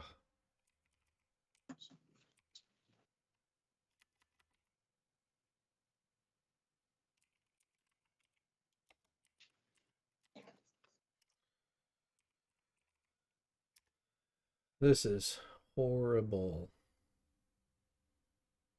All right, Miss Honey, you were talking about the early voting ballot transport statement. Is this it? I mean, that's one of them. This one is from ASU West from October 25th. Okay, by one of them, you mean there were many of these? Yes, so there's one of these forms for each day that a drop box is open. So if there are 50 drop boxes open on a particular day, there are 50 of these forms created because there are 50 retrievals of ballots. And you reviewed all of these? We did? And Okay. already moved this one into evidence? I don't have that you did. I don't believe I did. No. Move it 67 into evidence, Your Honor? No objection, Your Honor. 67's admitted. Do you have any problem with any of these statements for the early voting period? No. No, you've reviewed them all. Yeah, I mean, I think they like I said, they did a much better job. All right. So could you actually go through all of these, add up and figure out exactly how many ballots Maricopa County retrieved from drop boxes up until the day of the election? Exactly, yes. Okay, and you can do that. Yes. Is that what you're supposed to be able to do? Well, I mean, on a daily basis, yeah. I mean, you have to do it for each and every retrieval according to the law. All right. Thank you very much. And so transport receipt again, that, what is that? So the delivery receipt is, again, that half sheet that I had on the display there, which is created at Maricopa County at MECTEC that accompanies the ballots as they travel from Maricopa County to Runbeck, so that when they arrive at Runbeck, Runbeck knows precisely how many ballots are on that shipment. Do you have all of Maricopa County delivery receipt documents? We do not have any. We requested them, but they said they had misplaced them. And those are the ones that All were right. for election day, correct? Well, actually, we didn't get a single one of those for the entire election. It is the testimony of in the declaration of Runbeck employees that no such documents existed for election day. For election day. Right. Hey, what about prior to the election? Yeah. So this form was actually created for all of the days prior to election day. I'm sorry, but my question was specifically related to election day. Okay. There were none. Well, we did not receive any. They said they misplaced them, and the Runbeck employees said none existed. Okay. All right. Have you been trying to get the records? We have. You know somebody by the name of Betty that works with All right. Maricopa County? Let's see if we can get Department of this Elections. audio happening a little bit better. So we as So in response to our public do- records request for these So I'm documents on going to behalf of change Carrie Leak, this some real of the quick. documents they provided to us electronically, and others they said were in binders, and we had to go and copy Give me a them second. ourselves. Okay. So we had a couple of representatives go down to Maricopa County Elections Office to copy them. And Betty and Christy were sort of overseeing their copying of the records. Have you met Betty? Just a I have second. not met Betty. Then I got to correct a misrepresentation to the court, Your Honor. I believe that my witness had. So I apologize and I correct that. Well, I called Betty a couple of times to try to get the records, but when they were there actually scanning all of the records, she exchanged business cards with Michelle, who was one of the representatives. Have you spoken with Betty? No, she's not responded to me. Never been able to get hold of her. Go. No.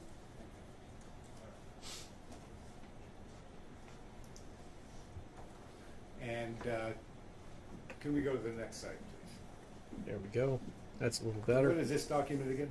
So this document is created at Runbeck, and this records the total count of the ballots that are received from the MECTEC delivery truck. And so they break this down into a couple of different ways. You know, the post office inbound is separated because, of course, those are slightly different ballots, and we're not really talking about those today. But the regular MOB is the mail ballots, right? So that would be the green envelopes. And then you'll see down at the bottom the CTR. That's the vote center ballots. Those are the white envelopes for early in-person voting. Okay. All right. And what do these documents really tell you? So these documents reflect the number of ballots that are received at Runbeck. So again, this is created at Runbeck, and you'll see, like in the line here, this document is dated 11/6, and it is the precise number of pieces of regular MOB and the precise number of pieces of the CTR. And that's because they copy this information from the delivery receipt form, that half sheet that's generated at MECTEC, and then this form accompanies it, and again, they keep a copy of it, and the other copy goes back with the driver to Maricopa County to document that, in fact, he did take the ballots as he was supposed to, delivered them to the possession of Runbeck, and completes that chain of custody. Okay, so these then are created by Runbeck when Maricopa County officials drop ballots off at their third party. Is that correct?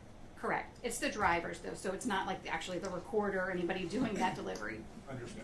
And so Runbeck employees, they simply estimate the number of ballots? No, just to make the distinction. For the post office inbound, what happens is the driver, if they're, stops at sometimes he makes a special delivery, but sometimes he also stops on the way.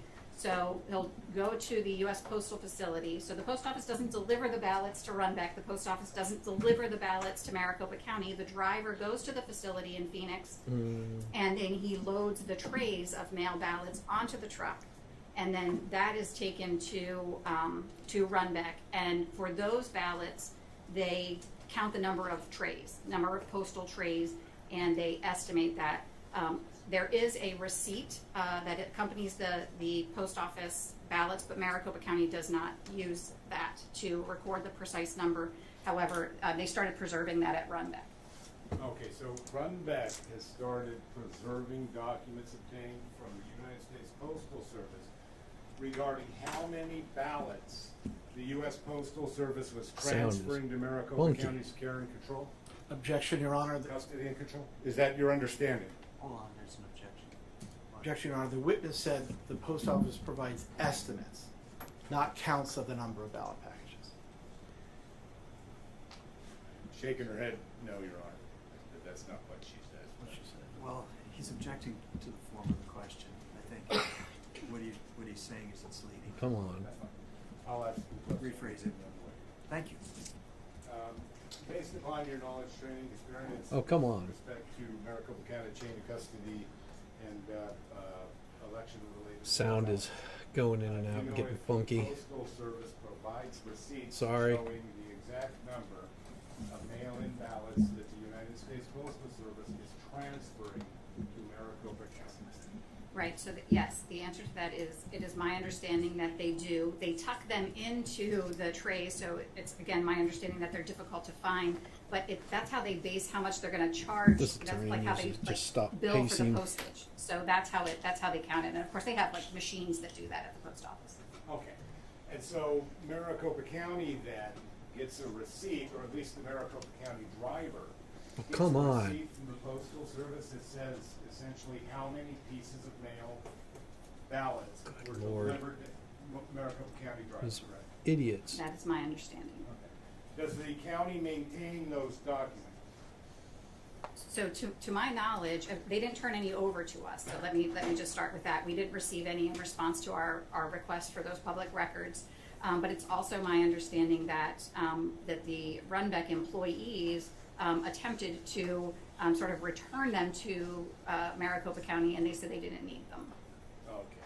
And so, is there any way to tell? Return them to Other than this inbound receipt Maricopa County. given by Runback.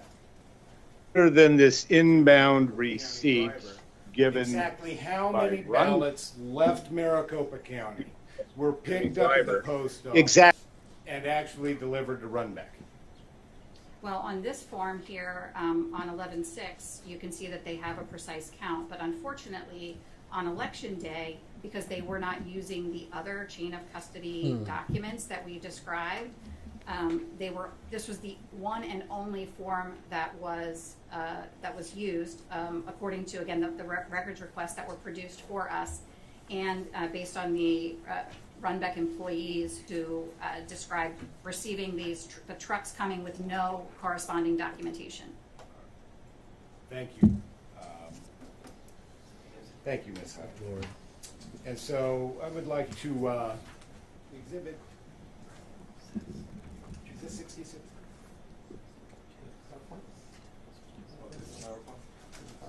Yeah, go to 66.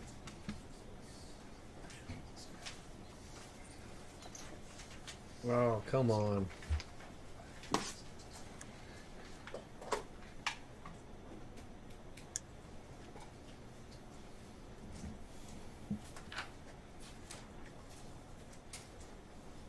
We on 66? Cancel. No.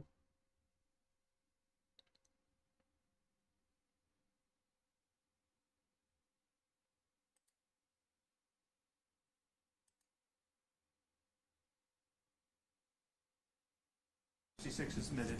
Thank you. Okay, go back to the purple.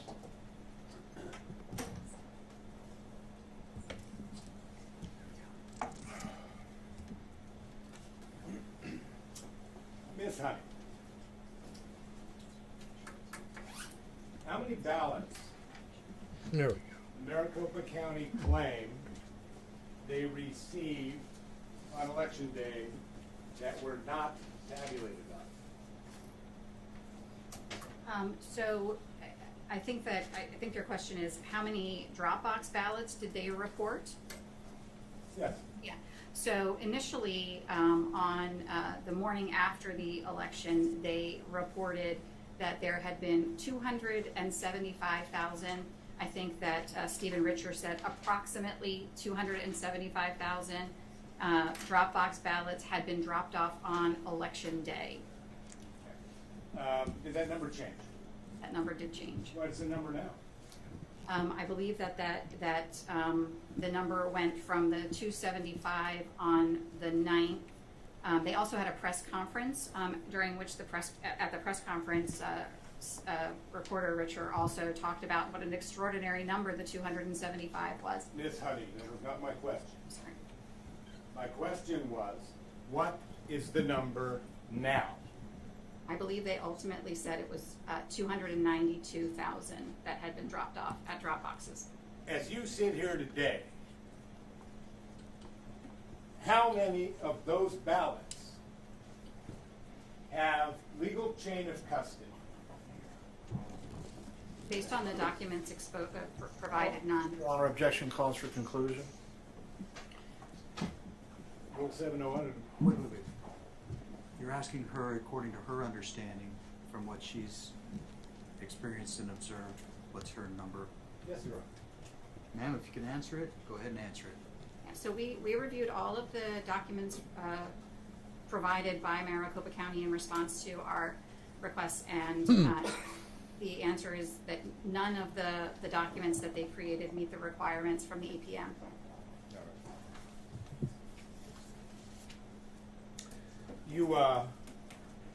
You had the opportunity to talk to Come somebody on. from Runback following this. Right? Come on. Get close to the mic. And did you have an opportunity Jeez. to read that Runback employee's declaration? I did. All right. And so I would like to, let's see here. I'll find it here.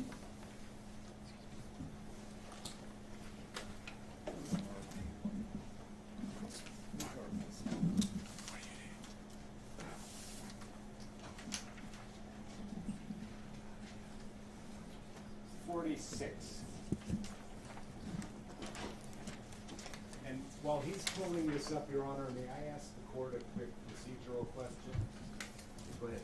When we began this morning, Your Honor noted that it would be unduly difficult to get this many witnesses through, so it said it was going to admit declarations, with the exception of Kurt Olson, that were attached to the complaint, Your Honor. And I didn't say that. I'm sorry, did I misunderstand? I know what I said, but I know where you're going. You want to admit those now? I would like to, yes, Your Honor, admit Leslie White and, Ms. well, let White's me make was, sure. Denise Marie and Leslie White. And those are listed as, Denise Marie is Exhibit 46, Leslie White is Exhibit 47.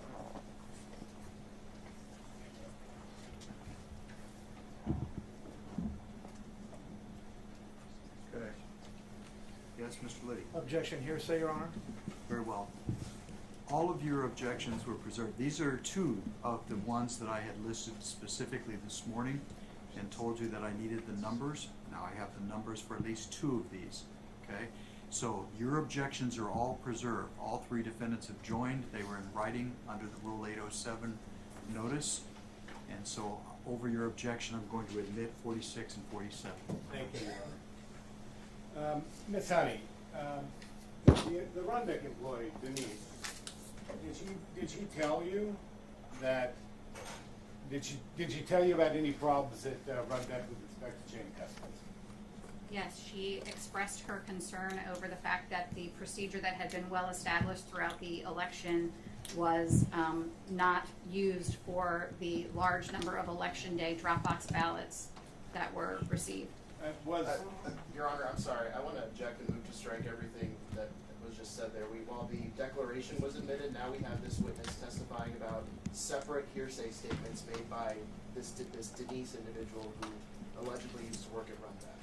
This seems to me to be a separate issue from the admission of the declaration itself, but I just want to clarify that the hearsay objection extends to any hearsay testimony that this witness will offer in addition to what may or may not be in the declaration. Your Honor, the county joins that objection. Which exhibit was in it? This is Denise Marie or yes, Leslie? Denise Marie 46. 46. And Your Honor, I'm not asking any questions outside the scope of this declaration.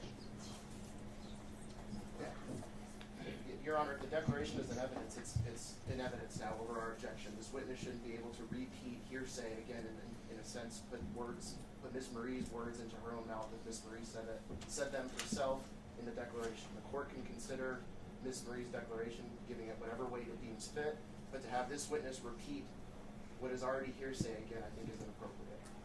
Okay. We're not going to go back and forth. Here's, I believe, as I told Mr. Olson earlier, the court does not pronounce somebody an expert, but if they're testifying and they have information, text, experience, or education beyond that of the trier of fact, it's instructive or informed. And this witness, I find, meets that. If she's relying upon this, which she has just said, to formulate her opinions, I'll let her do that. I understand the objection is that it's hearsay, but that's going to be something that you can cross-examine. For instance, if that's incorrect, then I'm not going to tell you how to cross-examine. You already understand all of that. So, Mr. Lemon, proceed, please. Okay, so lack of chain of custody was one of her concerns. It was. All right. You talked to Leslie White as well? I did. Was lack of chain of custody one of her concerns? Yeah, so Leslie was actually an observer at MECTEC on an election night when the ballots were received back from the drop boxes.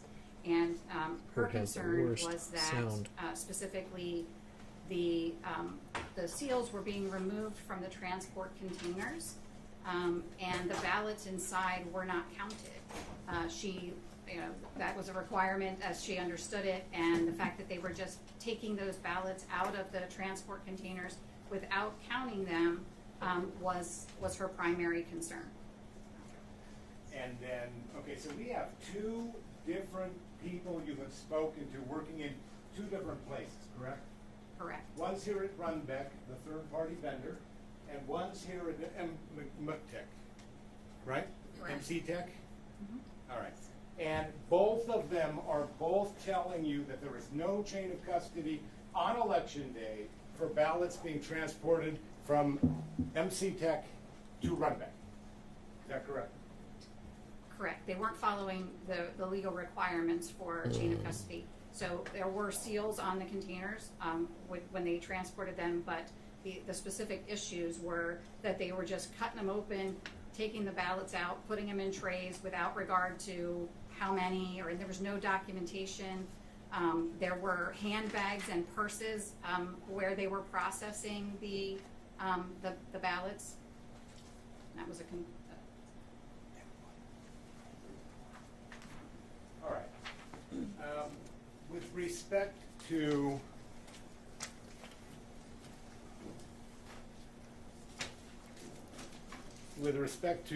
sorry, I just lost my chain of thought. With respect to Denise White,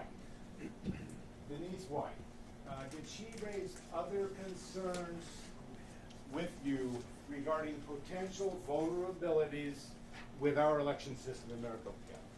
Yeah, so two issues, right? So the first one was that the trucks were coming with ballots that there was no associated counts, right? So that was number one. They just didn't know how many they should have had. So she was concerned about that. But then after the election, on the evening of November 9th, right? So November 8th is election day. November 9th in the evening, she was called by her supervisor and asked to go down to the system and actually pull the total number of ballot packets that had gone through the system to provide a count to Maricopa County. Why? Well, I don't know. Foundation and hearsay on this one as well. I'll withdraw the question. Improper. Okay. And so she gets a call. She's Good tasked Lord. with an assignment. Get your sound right. And that is to go find what the numbers are to report those to Maricopa County because they don't know. Objection, Your Honor, again, Foundation. Is that what she told you? County joins. Yeah. Great. What I told you before, I'm going to assume all the defendants join the other objections that you've made, okay? And your objection is speculation or? Your Honor, I guess Foundation and speculation, and I just want to make clear that we have a continuing objection to any of these continued hearsay conversations that this witness is relaying. So noted. I'm almost. Pardon me? I'm almost. And That doesn't take care of this question. Yeah, I was just going to say, Your Honor, that the question was, what did she say and then why? And now we're getting into this witness's motivation, which is now beyond hearsay, pure speculation and lacks foundation. My understanding was it was calling for this witness to speculate about why Maricopa County did something. And so, rephrase the question. Did this witness tell you that she was concerned about how Maricopa County was conducting operations with respect to drop box ballots? Yes. Did this witness, Denise, did she also tell you about possible vulnerabilities where people can inject ballots into this system? Right. So what she said that Runbeck employees were permitted, almost like it was a perk of employment, to bring their ballots from home. So their ballots from home, their family members' ballots, bring them from home and add them to the inbound scans. Is that consistent with Arizona law? No. So Objection, Your Honor, calls for a legal conclusion. You're asking for her understanding, correct? Yes, Your Honor. Your understanding, ma'am, if you can answer it based on that. it is my understanding that ballots must be returned to an authorized drop-off location. Maricopa County publishes a list of those authorized drop-off locations, and Runbeck Elections is not one of those.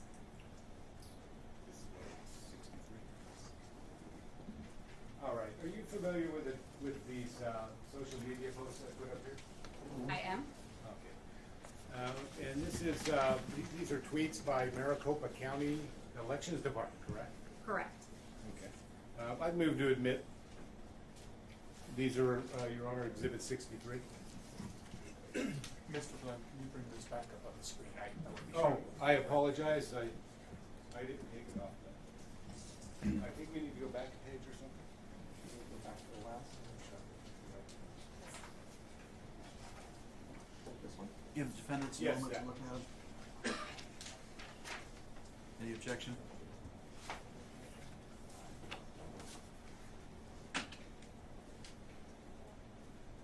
Mr. Flynn, I'm sorry, I can't read it. You're referring to that's an actual tweet. Just look at yours. I can have my witness read it. No, I, Look at it on the screen. I'm just a little bit of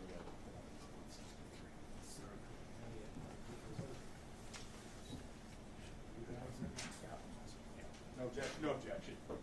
very well, that was 63 that would be admitted. Are you familiar? Your Honor, hold on, can We be believe sure it's- about the number? I believe it's 70, Your Honor. 63. 63? Did I say that was Stephen Richard? I'm looking at 63. I pulled them up as you discussed them. Was it? I think that's 70. Yeah, 70 is Stephen Richard. Okay. Which Okay, one are we, maybe it's numbered on the sheet we received. Sorry, Your Honor. which one are we moving, Mr. Glenn? I am, you know, I think I might have written these down backwards, Your Honor. I'm going to move in Exhibit 70. Well, And then before you're gonna get to 63, I think that you looked at 63, defendants, correct? Did you have any objection to 63? Your Honor, I have not looked at 63, but I did look at 70, and we have no objection to 70. Take a look at. Oh, is this 63 right here? Okay, just one moment. Thank you. No objection, Your Honor. Are you moving 63 and 70 into evidence, Mr. Yes, Your Glenn? Honor. They're admitted. Thank you. Okay, and so this is a, oh, 63, 70, What, 70 or 63? 63. Huh? 63, let's just go to 63 and then do 70. That's 63. This 63. Are you familiar with the tweets that are up here from Stephen Recorder Richard? Yes. And is this where he was saying there were 275,000 ballots? Yeah, this was a series of tweets,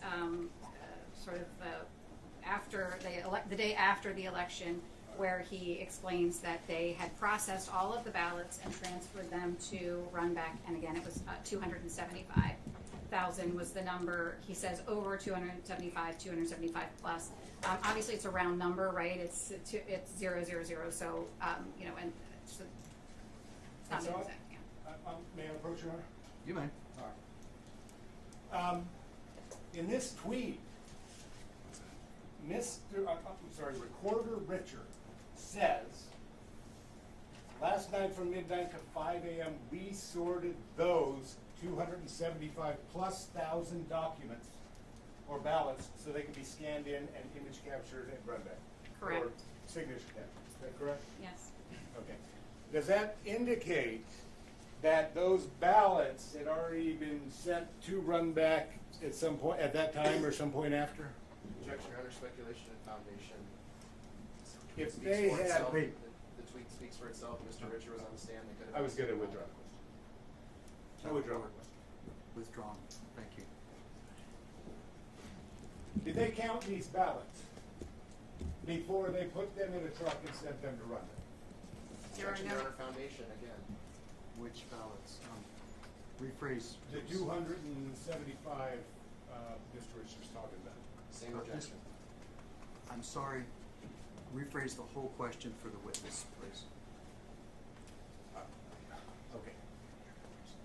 Do you have any evidence they counted these ballots before they put them in a truck, departed from the Maricopa County facility with ballots from Maricopa County residents and delivered them to a third party? No, there's no record that they counted any of them. Thank you.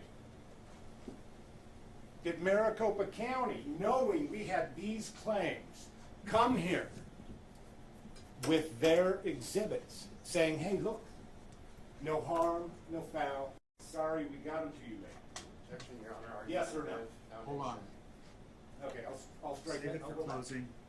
Sustained. Did you, Ms. Honey, have a chance to review the documents Maricopa County submitted as exhibits before this court? Yes, Did they provide those missing documents? they did not. Did they provide any documents that will allow them or their witnesses to sit up here before this court and do the math? Objection, Your Honor, speculation and foundation. He has reviewed these. All right. Rephrase it So by saying to her knowledge. To your knowledge, this is not going to work very well for them. will they be able Right to now, I put think they're just witnesses up wasting time. before this court Person, and I do think the that's math what they're doing. Is based just on their own wasting disclosure? time. No, to my knowledge, There you no. go. And I will like to also expand that, Thanks for that coming we in and looked at the chain of hitting the custody chat. documents that they Appreciate did you. use on election day, which are those are called the precinct ballot reports, and the precinct ballot reports are really the chain of custody No, for those voted nothing ballots coming that on. come from the vote center Horrible on election people day.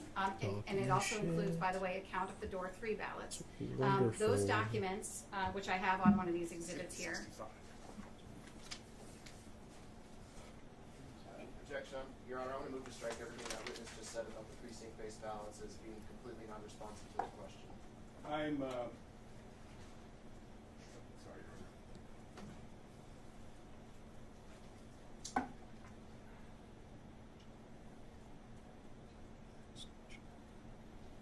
Re-ask the question. I'm too busy trying to follow, take notes, and keep up with the two of you. Re-ask a question. The, well, to use an old adage, that's a road we're getting ready to hoe, Your Honor, so we'll just start from scratch and we'll go down that road. And so I believe, we pulled up what has been marked as Exhibit 65. What is that document, Ms. Honey? This is an example of a precinct ballot report. Precinct ballot report. What are they? These are the documents, according to the Maricopa County Poll Worker Training and the Poll Worker Manual. These are the documents that are used when they close the polling places to provide chain of custody for the voted ballots that are, voted on election day. In addition to that, the poll worker training requires the poll workers to empty the drop boxes of all of the early voting ballots and place those in a container. And of course, there's no counting of those ballots. There's nowhere in this form to record a number. Is really the point of this. Oh, thank you, Ms. Honey. Anywhere in this form, can you find? Well, I'm going to withdraw that strike. Did you have a chance to review each Good and every Lord. one of these documents that the county provided? I did. You did. On any one of those for election day, did you see any documentation of drop box ballots and the number of ballots contained within the drop box? Definitely not the number of ballots. The seal numbers that were put on those containers are on here, but there's no ballot counts. All right. And so if I look at the vote totals for tabulator 1, 494 in this example, and tabulator 2, 384 in that example, that's how many ballots were contained in the black bag. Is that correct? Correct. If they followed the procedure, the misread ballots, the 101 would have been transported separately in that blue tote as well. All right. If Recorder Richard hypothetically were to testify that, oh no, I'm not responsible for drop boxes on election day, would that be accurate? It's my understanding, according to the EPM, that it specifically makes the recorder or the recorder's designee responsible for the secure retrieval of ballots deposited in drop boxes. So it would be my understanding that that applies to election day. There is no exception to the requirements for election day. All right. Thank you, Ms. Hunter. Oh, I would, now I forgot what exhibit it is, Your Honor. Exhibit number 65, I move it into evidence. Any objection? No objection, Your Honor. 65 is admitted. Thank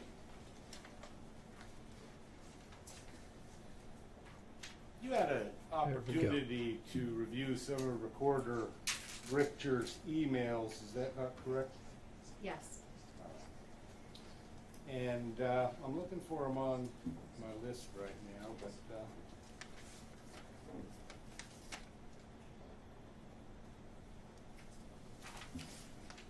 They're on the PowerPoint. what? They're on the PowerPoint. Oh, they're on the PowerPoint. Thank you, Ms. Hunt. Did you want to finish your PowerPoint? All right. I just don't want Ms. Honey to be duplicative for the court.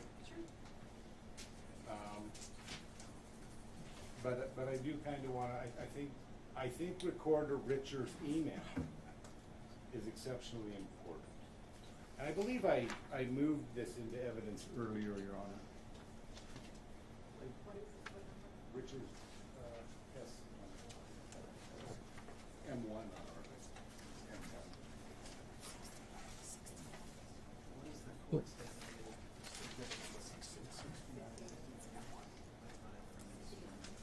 Oh, these are 69, Your Honor. Okay, yeah, they're right. Cool. I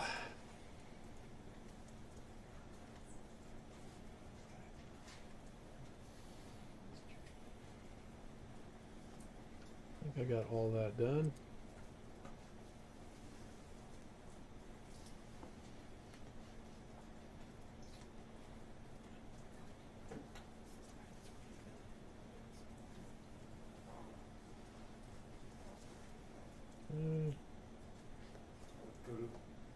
Go to the last page of More this. details.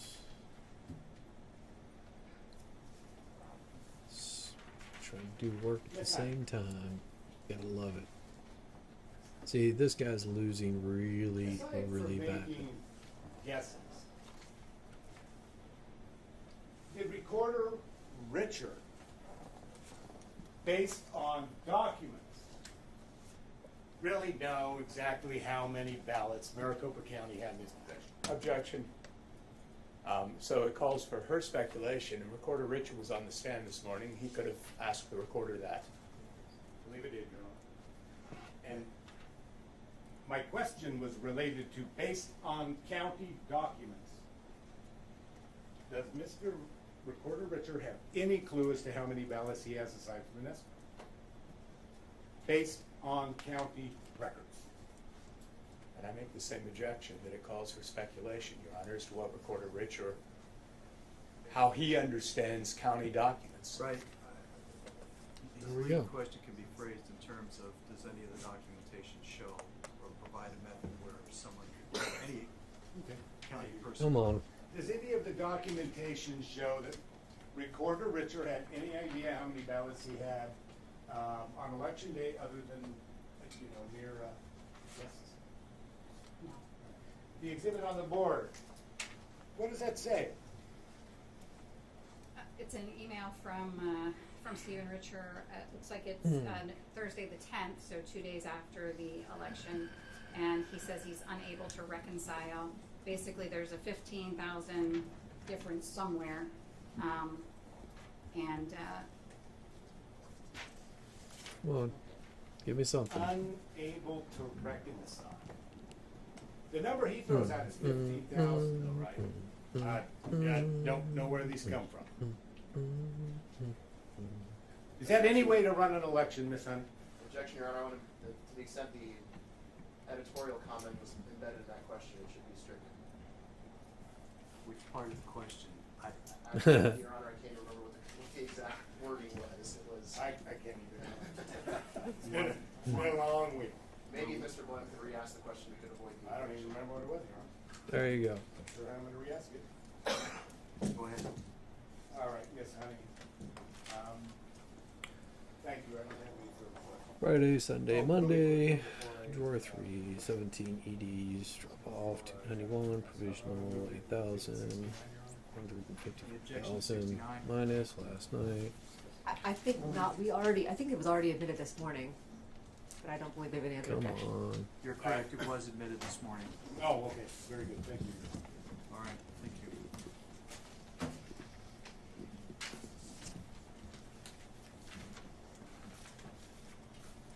you. All right. Now, let's, and I'm assuming they're probably going to figure out that, like I said, she's part of Mike Lindell's team. Good Lord, man. I'll mute that for a second. That's loud. Hold on a second. Sorry. Rattling papers. I think that we should be taking an afternoon break for the sake of my court reporters, carpal tunnel syndrome, if we don't. And so I would rather take the break now than start in and then take a break in 2 minutes. So let's reset for, I'm not going to do the math, whatever until 3 o'clock, we'll come back at 3 and resume with the cross-examination, okay? So that'll be Off the 5. record. Thank you. All right. That'll be 5 o'clock here. So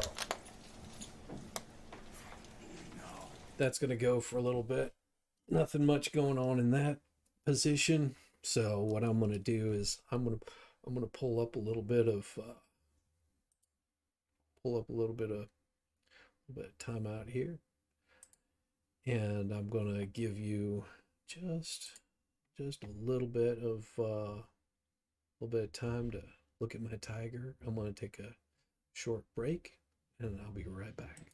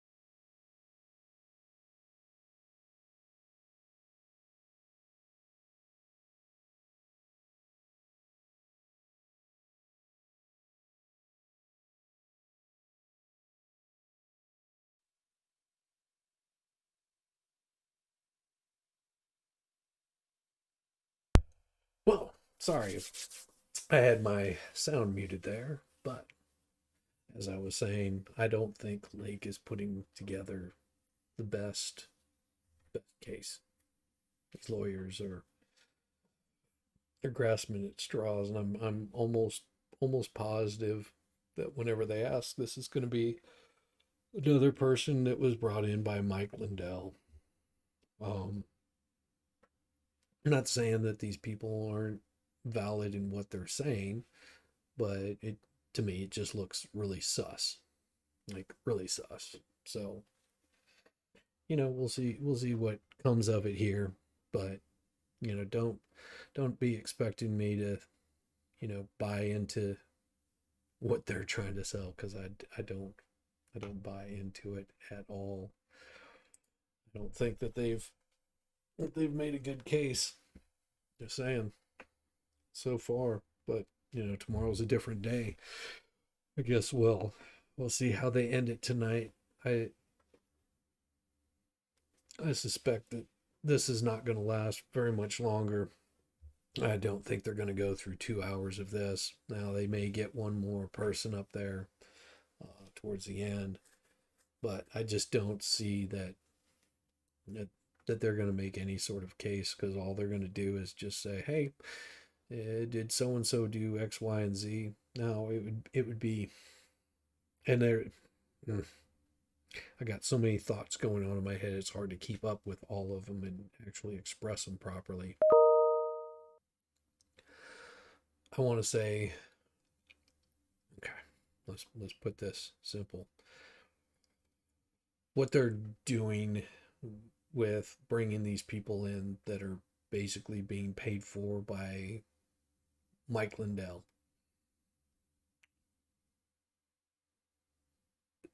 it doesn't make them look really good. It would be a little bit better if they had someone coming in from that particular part of the county and explaining to them what exactly was happening. It'd be just a little bit different. But so far, I'm not seeing that. I'm not seeing it come out like that at all. Well, so I'm not too hip of what they've got going on, but looks like they're back in court. So we shall see here in just a second.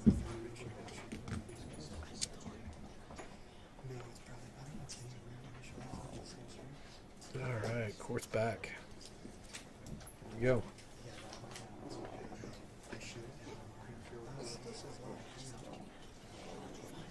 Should be interesting.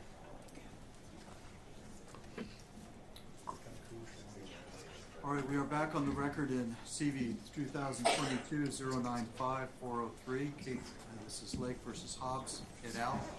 Present are the parties or the representatives in the council. We have Ms. Heather Honey on the stand remaining under oath, and we're ready to begin the cross-examination. You may proceed whenever you're It'll be a shit show. Thank you, Your Honor. Good afternoon, Ms. Honey. And thank you for being here today at this trial. I know that all the parties appreciate your attendance.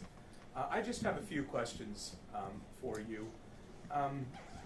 It's obvious to me that you've done a lot of work to try to understand elections, and that's more than what a lot of citizens do. But would you agree with me that election law is a complicated area of law? I would agree with that. And there are a lot of complexities to running an election. Would you agree with that? Yes. Have you ever taken the election officer certification course that's offered by the Secretary of State? I have not. Okay.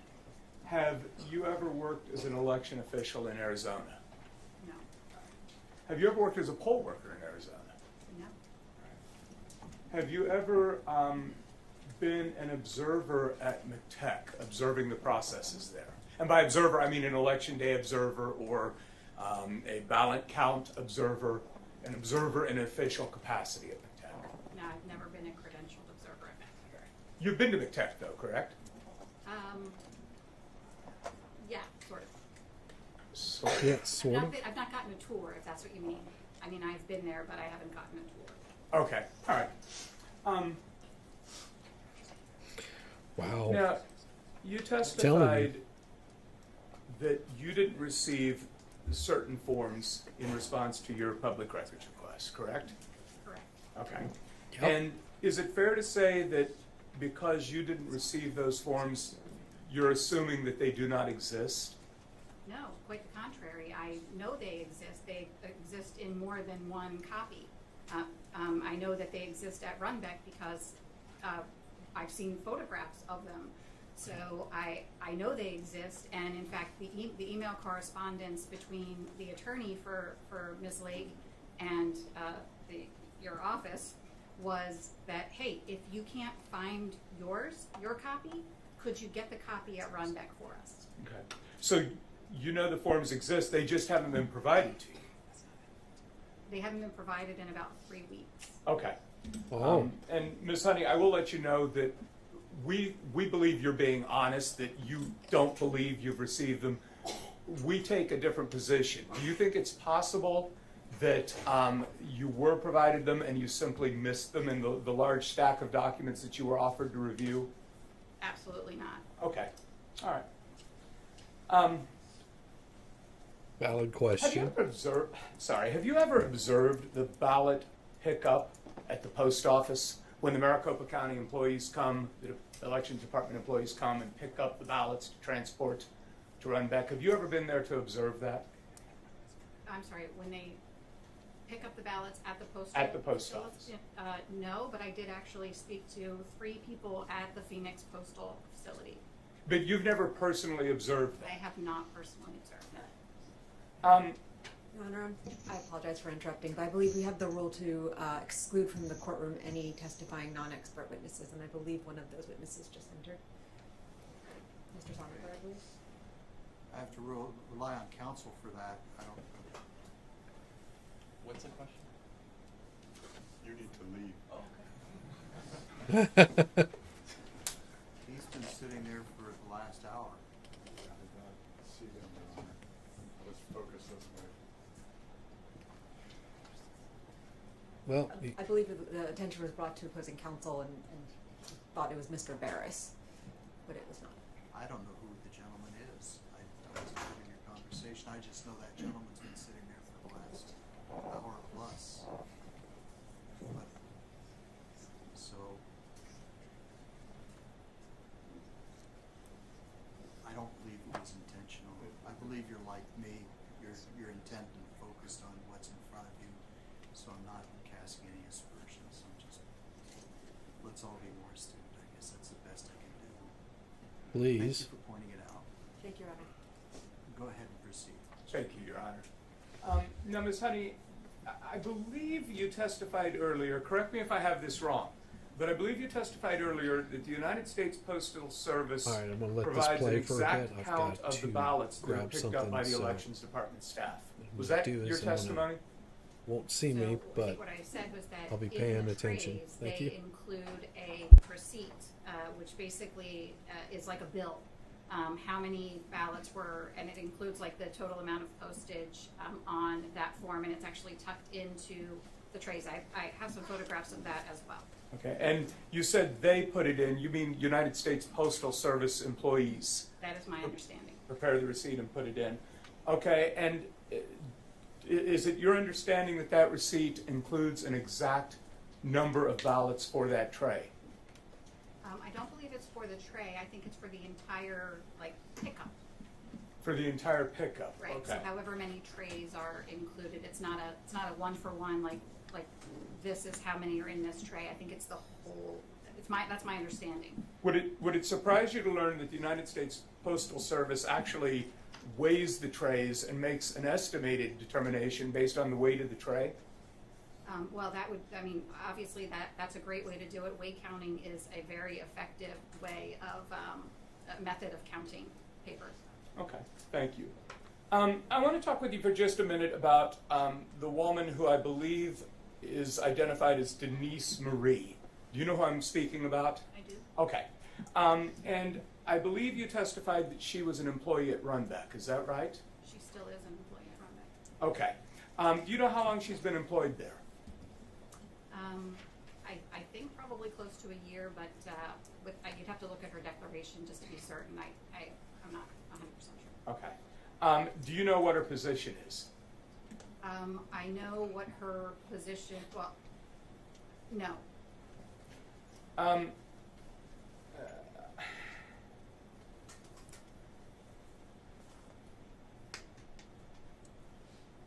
All right, I want to talk with you about Leslie White. And again, when I say Leslie White, you know to whom I'm referring. I do. Okay.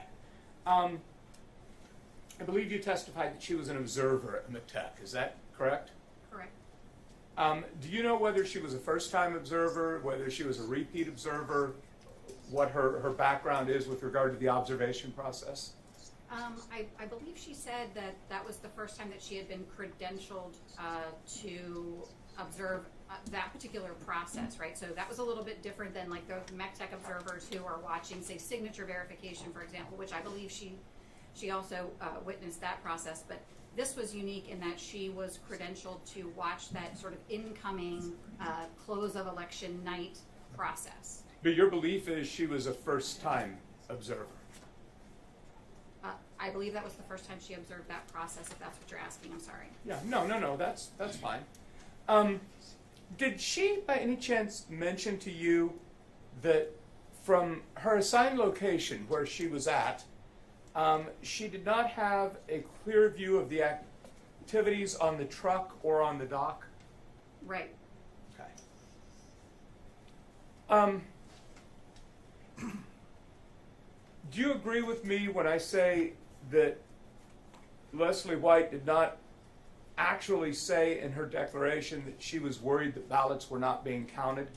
That she didn't actually say that, I'm worried ballots are not being counted? Are you asking if those were her words specifically in her? I'm going to object, Your Honor. The declaration speaks for itself. You can ask the question related to this her statement, but I thought there was testimony as well about conversations with people. So re-ask it, Mr. Would you agree with me that Ms. White, Leslie White, never actually said in her declaration or to you that she was worried that ballots were not being counted? She most certainly said to me that she saw the seals being removed, the transport containers being opened, and that there was absolutely, that's in her word, absolutely no counting of the ballots. They were simply picking them up out of the transport container and putting them into trays, and then putting those trays onto like what she was calling a cage or a cart, and that they were just moving these through. She was concerned about that. So in her declaration, she doesn't say that. She says, and I'm wondering if she said any of this to you. She was concerned with the disorganized way the ballots were being handled. She said, I did not see any person count any ballots or record any information. I didn't see it. But she didn't say it didn't happen. When she spoke with you, did she talk about what she saw and what she observed, or was she making statements beyond that? So I think you're mischaracterizing what she said, but if you would like me, if you have a copy of her statement, I'd be happy to point out what I'm talking about. It's all right. We'll move on. Okay.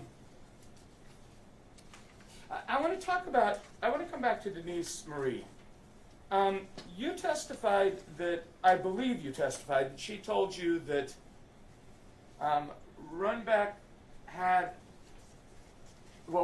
allowed, or maybe it just happened, I don't remember exactly what you said, but employees brought in ballots from home. Do you remember talking about that? Yes. Okay. And Denise Marie was concerned about that, correct?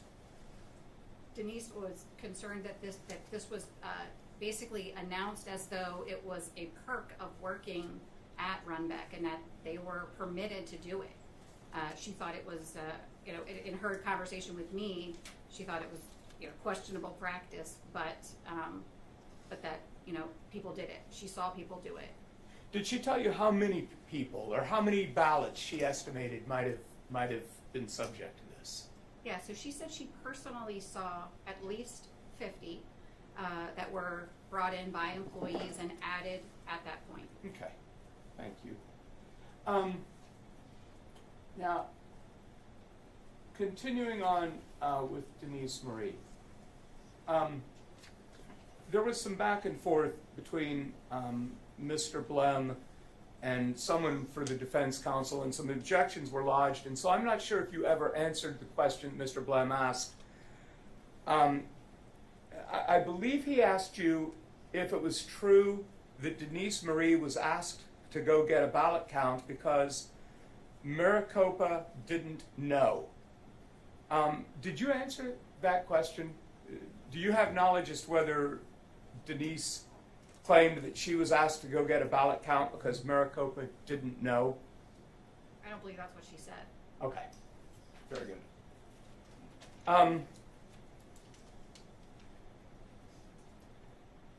But to clarify, I mean, she was asked to go get a count and report it back so that they could call Maricopa and say, hey, this is how many ballots we scanned, and subsequently the number that the county was reporting increased by the same difference. You know, he was reporting 275.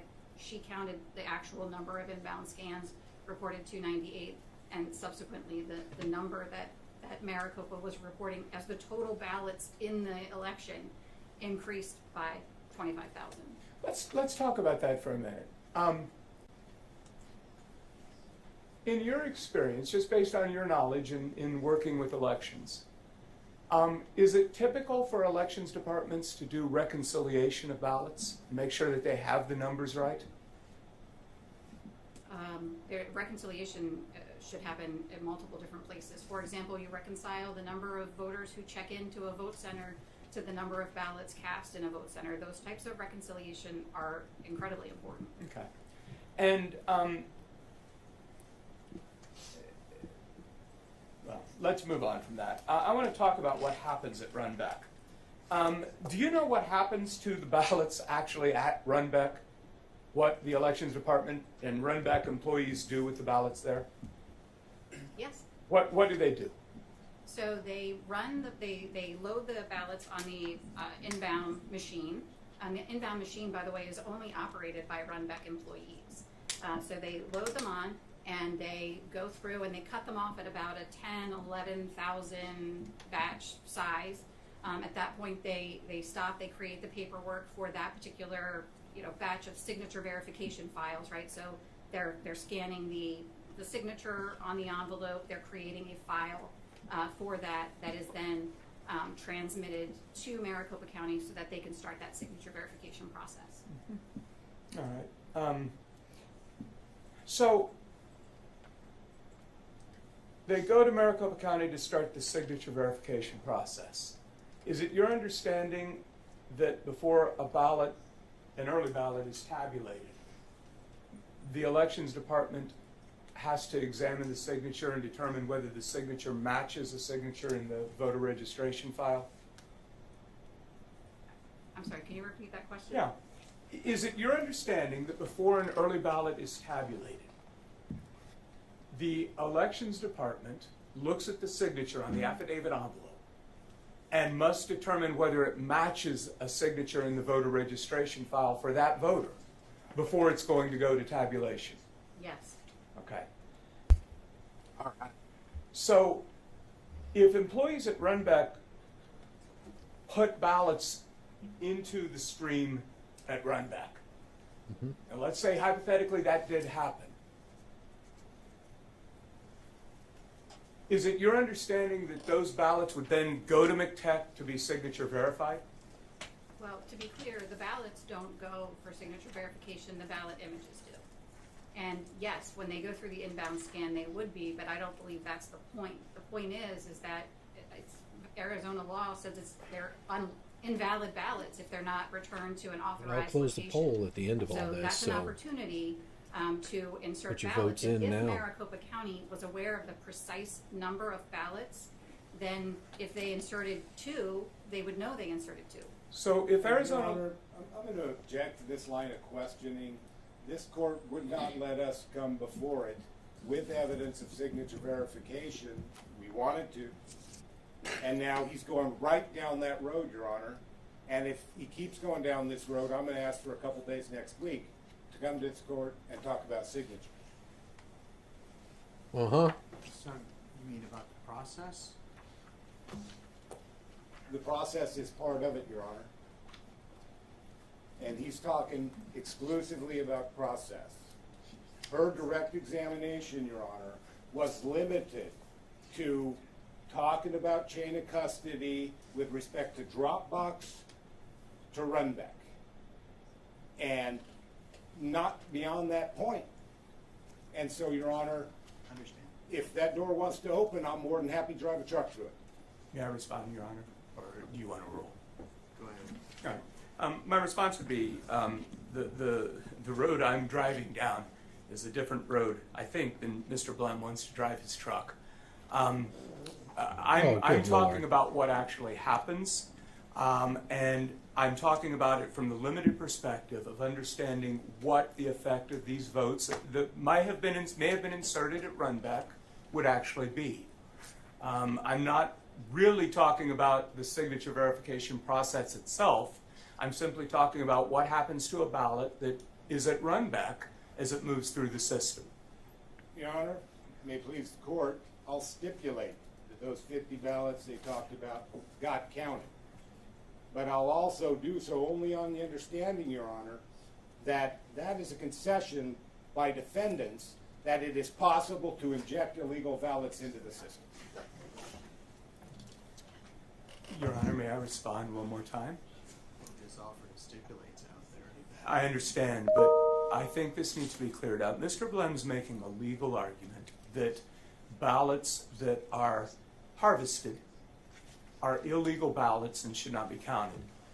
That's a legal argument. Your Honor, I don't believe in my direct examination of this client, I ever even said the word harvested. Now, Whoa. more than happy to talk about it. And as a matter of fact, I believe it was defense counsel who brought up 2,000 mules. I haven't said anything about it, Your Honor. I'm talking about chain of custody. The legal documents this county has Your Honor, let me to prove how many ballots they picked up from drop boxes and took to Runback. Right. let me change my statement. I understand it may have inadvertently irritated Mr. Blum. I didn't mean to do that with my choice of words, and I apologize. Well, it's not about irritating Mr. Blum. It's just about making sure we're getting it right as far as what each side's allowed to go into. So if you want to. Yeah. So let me amend my statement. What I was attempting to say was that Mr. Blum is making a legal argument that a ballot that is not deposited into the United States Postal Service mail or dropped off in a drop box is an illegal ballot, I believe is what he said. And that's a legal argument. No, I think we're talking about chain of custody, if we could distinguish things. And he did discuss chain of custody very thoroughly with this witness. I believe I understand what you're asking about. He's correct that what you're discussing is the process for validation of signatures as it would relate to possible injection of ballots into the system without the chain of custody accounting for them. Have I got that right, Mr. Blum? Did you listen to what I said? I did, Your Honor, but I'm kind of hard of hearing. Well, I'm speaking soft, maybe. Do you want me to say it again? Try a combination of both, if you would, please, Your Honor. Okay, sure. If I've understood your objection, Mr. Blum, it's that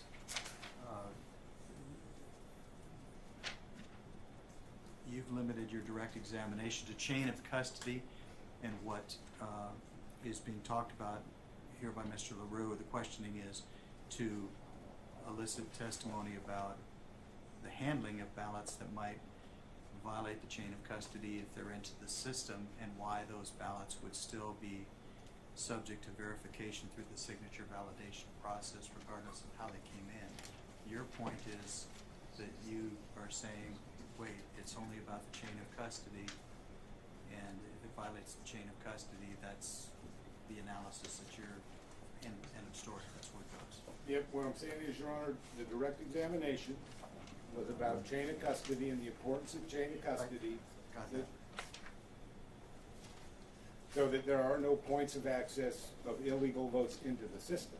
Well, he's I taking words mentioned- with the word illegal, and he's talking about the legal argument. What you're talking about, that there's not, that there are votes that are not accounted for under the chain of custody that are placed into the ballot system or the election system. Well, go ahead. I can go down that road, Your Honor. It's illegal for a county elections official not to do a job they are legally required to do.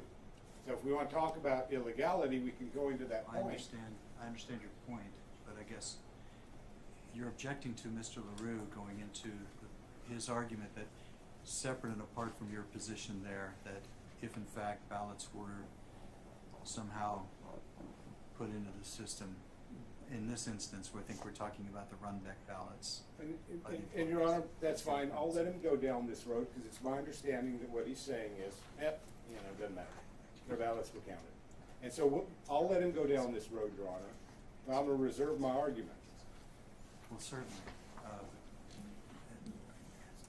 And I'm going to talk to you all about closing arguments at the end of the day today. Thank you, Your Honor. Go ahead. Thank you, Your Honor. Just a few more questions, Ms. Honey. You're not an attorney, correct? No. Okay. So I'm going to ask you a legal question, but you only have to answer if you have an understanding about it. If you don't have an understanding, it's perfectly fine to say, I don't know. Are you aware that under Arizona law, a ballot is not actually unlawful if it is, the term that's used sometimes is harvested or ballot collection, but if somebody who is not authorized to handle it deposits it, or like what happened at Runback, if somebody brings it and inserts it into the stream, but not into a designated authorized drop box. Are you aware that under Arizona law that is not actually an unlawful ballot? I think the term in the law is an invalid ballot. Just 1 minute, Your Honor.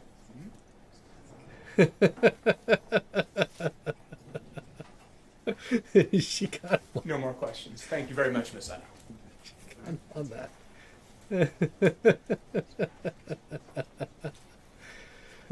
Oh, you got him on that.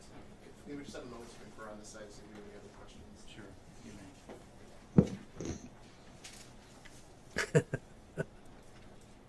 She got him on that.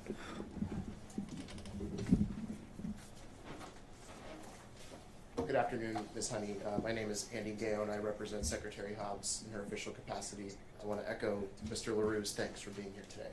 I'm going to be, and I may surprise Judge Thompson as well, I'll be very brief. First of all, as you sit here today, you have no evidence that anybody intentionally interfered with the chain of custody of ballots in Maricopa County for the 2022 general election, do you? Well, I don't think I said that anybody interfered with it. I said they failed to maintain their legally required chain of custody. So your answer to my question then is yes. You have no evidence that anybody intentionally interfered with the chain of custody for ballots cast in Maricopa County for the 2022 general election, correct? Can I ask an answer, Your Honor? Well, I didn't hear it, so if you can answer it. If you understand it, ma'am, you can ask it. Answer it, excuse me. If you need it rephrased, I'll have it rephrased. Yeah, they should rephrase that. Well, I think you're asking a question and sort of saying it in a way that I didn't say it. So if you would ask it in maybe a different way, that would be good. Sure. You have no evidence that anybody intentionally did not obey the law with respect to the chain of custody in Maricopa, with respect to any ballots cast in Maricopa County in 2020 for the 2022 general election. I believe I understand your question. Okay. And I would say that somebody, a person, and it's my understanding that the recorder is responsible for maintaining chain of custody. Somebody made the decision not to do it. And I would say that when they made that decision, knowing what the law is in Arizona, that was And an I'm intentional decision. and I'm sorry, Ms. Honey, but again, that's not what I'm asking. I'm asking what evidence. You have no evidence that anybody made an intentional decision to do anything here, correct? Well, I think that the Objection. That's asking Your Honor, I think intent. this is a yes or no question. Yes, it is. If you understand the question, if you don't understand it, man. I don't understand the question.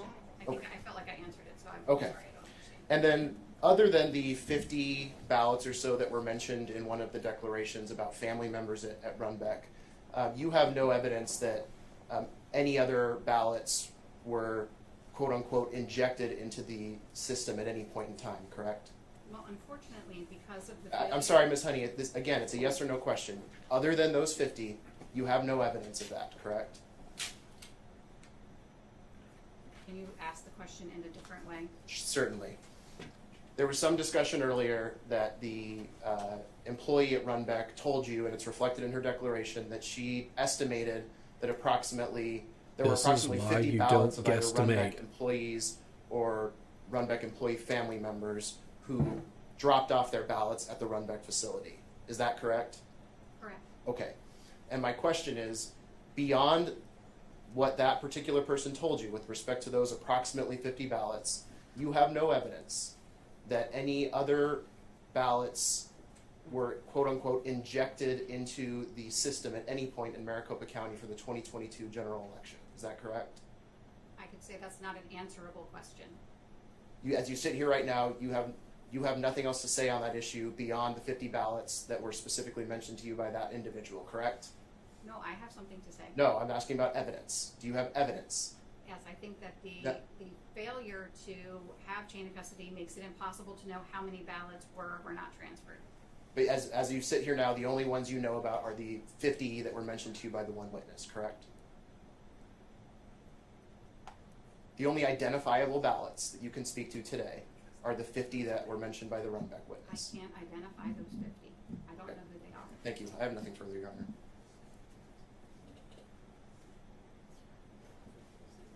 Yeah, it was a horrible question. Next.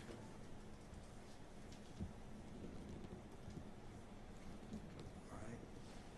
John Cross. Yes, Your Honor. I'm sorry. We have no further questions, and we have no objection to the witness being excused. Miss Honey, you recall the last question you asked? You were asked? Yes. All right.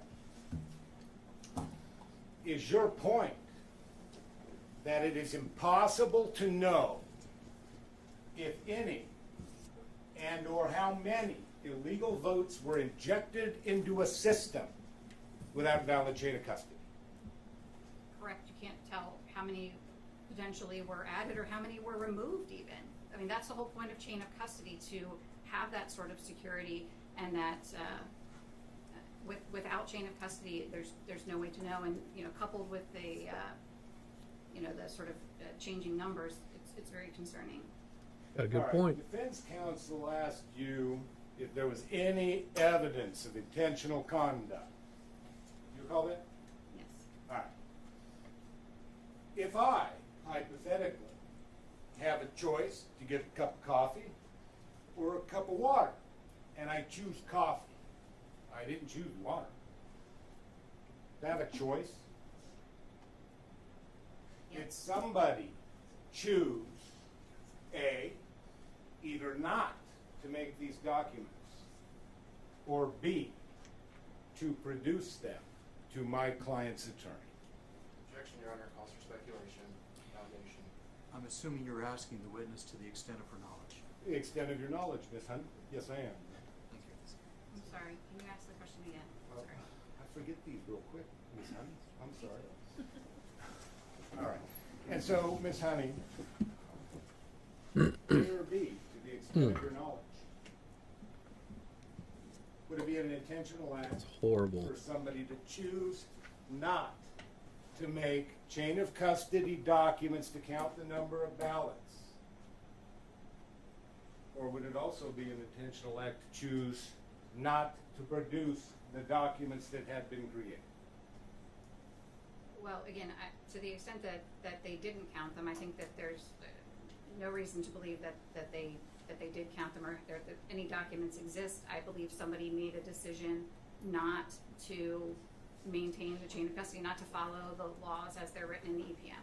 Horrible. Somebody had to decide witness. Just as I chose This is a horrible to witness. stay instead of stay home on the sofa, I made a choice.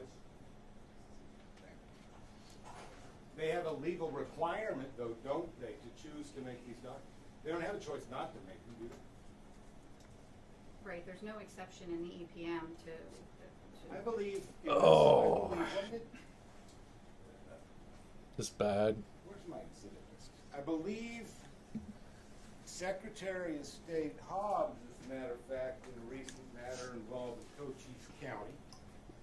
And I think we got correspondence on that. It's an exhibit. And did you see correspondence from Secretary of State Hobbs I did. to Cochise County? Yes. Okay. What did she tell them in that correspondence with respect to Arizona law and the EPM? Objection, Your Honor, this is beyond the scope of the cross-examination or the direct at this point and irrelevant. It is not, Your Honor. They asked my client specifically if she had any evidence. And I want to make the point, Your Honor, that even their client says you have no choice. You must follow the law. When she told Cochise County, you must certify your election, Your Honor. They're two different She questions. said it in her letter. There's just to clarify, please.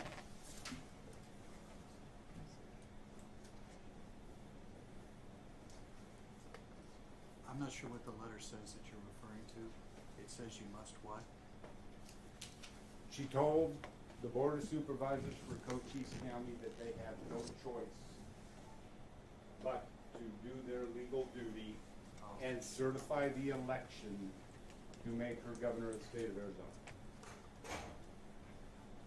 In that, My argument here, Your Honor, that same legal duty applies to Maricopa County with respect to their obligation to follow Arizona law and the elections procedure manual. You're not making a good case, brother. you are correct. They're obligated to follow the procedures in the manual. But the question that was asked is whether she has any direct evidence that there was an intentional decision to not make the documents or not produce the documents, is what I recall. And she didn't answer it directly. What she said in response was, they're supposed to do this, and the fact that it didn't get done tells me somebody must have made a decision. And that was the answer. So I think it's been asked and answered. To the extent that you're going to ask her about a conclusion of law, that's Fair enough, Your Honor. I only got a few more questions anyway. please proceed, Mr. Martin.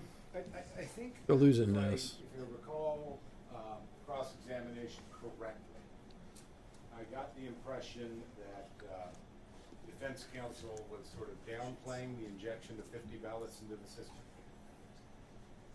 Do you recall those questions? I do. I believe they were. Do you have any evidence those 50 votes were not counted or something along those lines? You recall that question? I do. You don't have any evidence that those votes were not counted, do you? I don't know which ballots those were. Is that the point? That is the point. I mean, Denise said that she personally observed 50. She's not there all the time, so we don't know what that number is. And the reason we don't know what number that is because we don't know how many there were supposed to be. Could it be 5,000?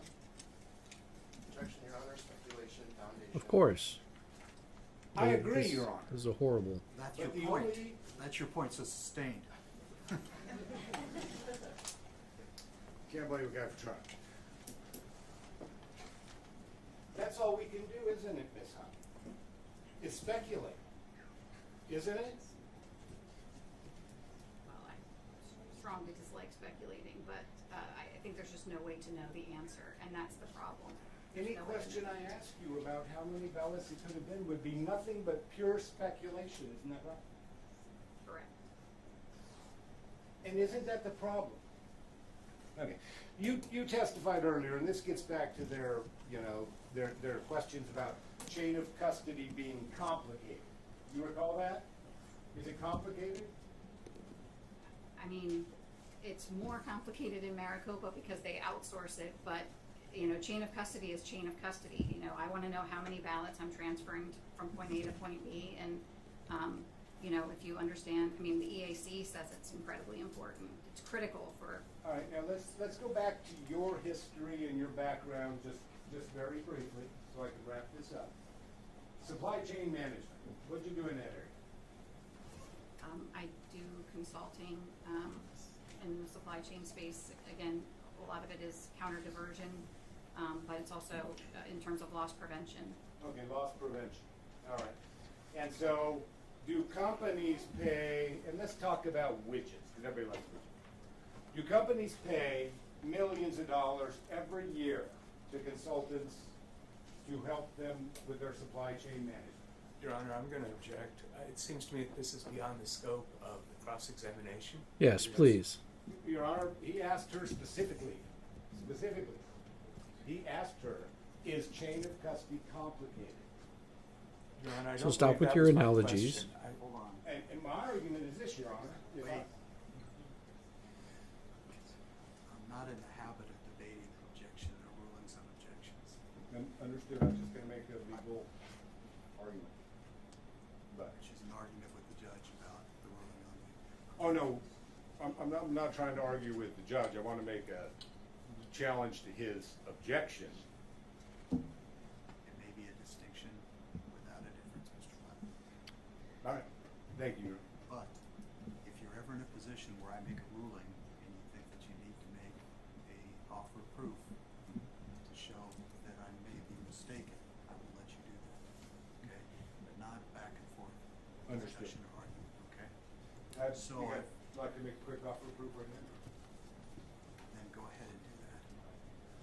Ann or Honey, do companies spend millions of dollars a year? Wait. You're just continuing the questioning. Oh. As far as an offer of proof, I want you to tell me what you expect to prove and how that would make a difference with regard to my rule. That's what an offer of proof. Because he doesn't know where he's going. I would expect to prove that you know, big companies spend millions of dollars every year, you know, to get 5,000 widgets to your local Ace Hardware store, and they do it successfully. I'm not arguing. And so I'm not arguing the concept. I'm arguing that whether or not your offer of proof is This going to guy's show me that this is something that was. oh horrible attorney at this. understood. And I'll just move on to my last point. You were part of the 2021 Arizona election, is that correct, Ms. Hunt? And this is relevant to Mr. LaRue's question to you about the Postal Service receipts. You recall that question? Yeah, I do. Okay. And Mr. LaRue was telling you, well, those aren't really receipts, are they? Those are weights. Is that true? I believe Mr. Lewis. This is a bad line. It was possible that they were weight counts. Okay. And are weight counts a valid tool to count paper documents? Yes. Yes. Okay. Why is that? Scales are precise, and you can determine the weight of a single sheet of paper. You can determine the weight of a single ballot, and then weigh it, and you know you're within. It's a pretty accurate measurement. That's what weight counting is. Well, let me ask you this question. During the 2021 audit, did you and your crew weigh all of the ballots? Objection, Your Honor, relevance. I'm getting to my relevance. Yeah. I give him some leeway. Go ahead. You can answer it, ma'am. Go ahead. We didn't weigh all of them. No, we weighed some boxes. Now, the boxes that you did weigh, was the weight count consistent with the other counts? Yes. How many counts did you do? Different counts? I can't say. I mean, Well, I think there was, half maybe. to be machine count, right? Oh, I'm sorry. I didn't understand your question. Yes. There was a hand count, a weight count, a machine count, and in some cases an audit count, and then there was a count of ballot images as well. Ballot images, because you photographed each ballot. Correct. You can count those. And were they all consistent with a weight count? Yes. And so if the United States Postal Service or some other large company wants to bill their client for 50,000 pieces of mail, it's an effective way to do so by measuring weight, isn't that correct? If it's the same piece of mail type. Same mail type. All right. I have no further questions. That was a horrible Excuse the witness. I excuse the horrible cross. Thank you. No objection, Your Honor. You're excused. It's horrible.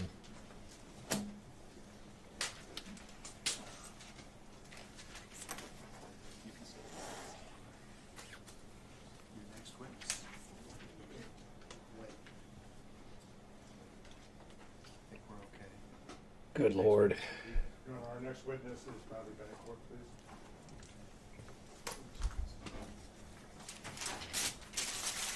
Oh, jeez. Paper.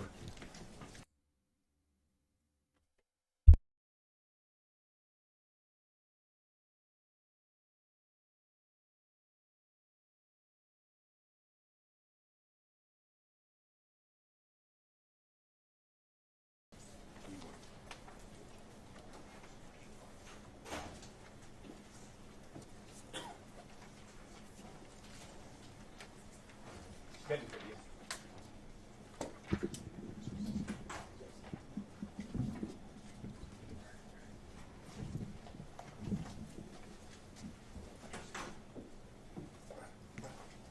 Sir, if you can just stand right there in front of my clerk, she will swear you in.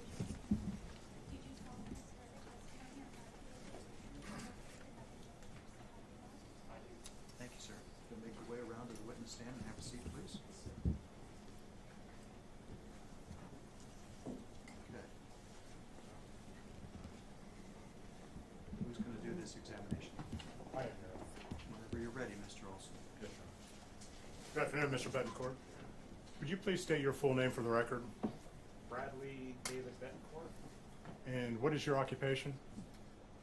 Well, I generally work with real estate and have my own company and work with my dad. Did you have occasion to be hired by Maricopa County for any elections? Yes, I decided to work for T-Tech with them.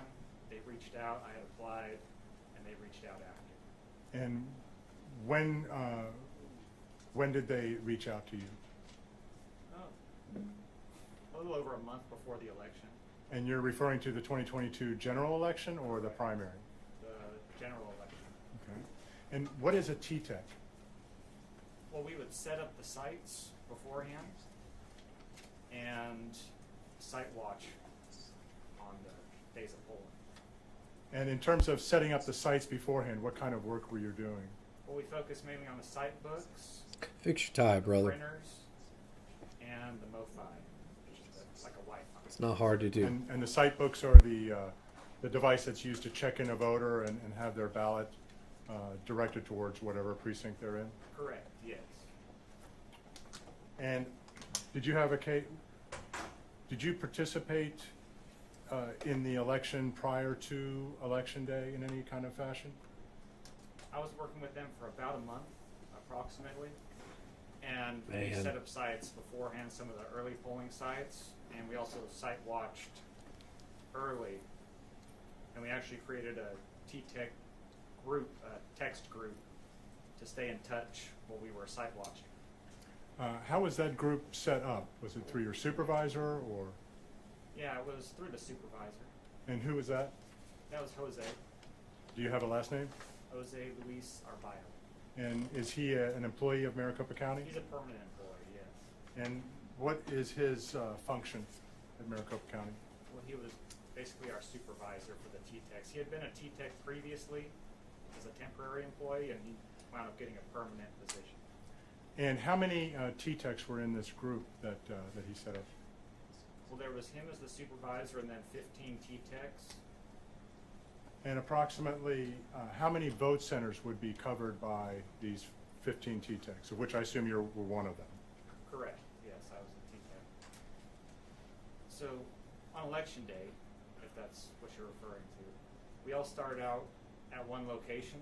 Some of us stayed at that location the whole day, and other ones moved around to multiple locations. If you actually look in one of the exhibits on the text messages, one person had well over 100 miles driving around to probably about 5 or 6 sites throughout the day. Okay. Do you have an estimate as to how many vote centers were covered by the 15 T-techs, approximately? I would say a minimum of 20 to 30. That's a bare minimum. Mm-hmm. And at this point, I would like to bring up Exhibit 58, Your Honor.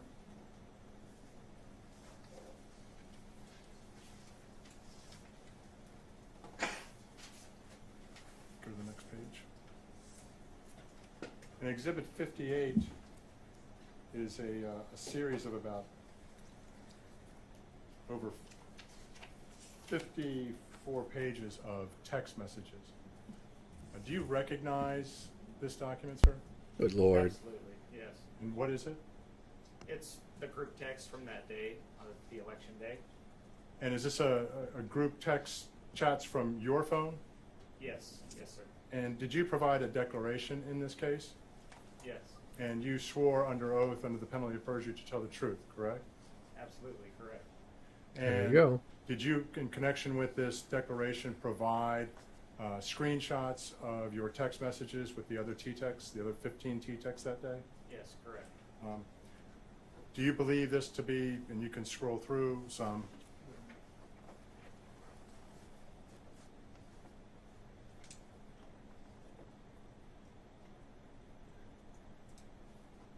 and does this appear to be a true and accurate copy of your text messages? Yes, sir. Okay. It does. There are a lot of issues that came up throughout the day, and including at times T-techs would say that the ballots look pristine, but the tabulators aren't reading them. So that would really not have to do with the printers, from our point of view. And that wasn't just one person. There were others that said similar things. Do these text messages represent communications that were happening as they were occurring on Election Day? Yes, yes, in real time, absolutely.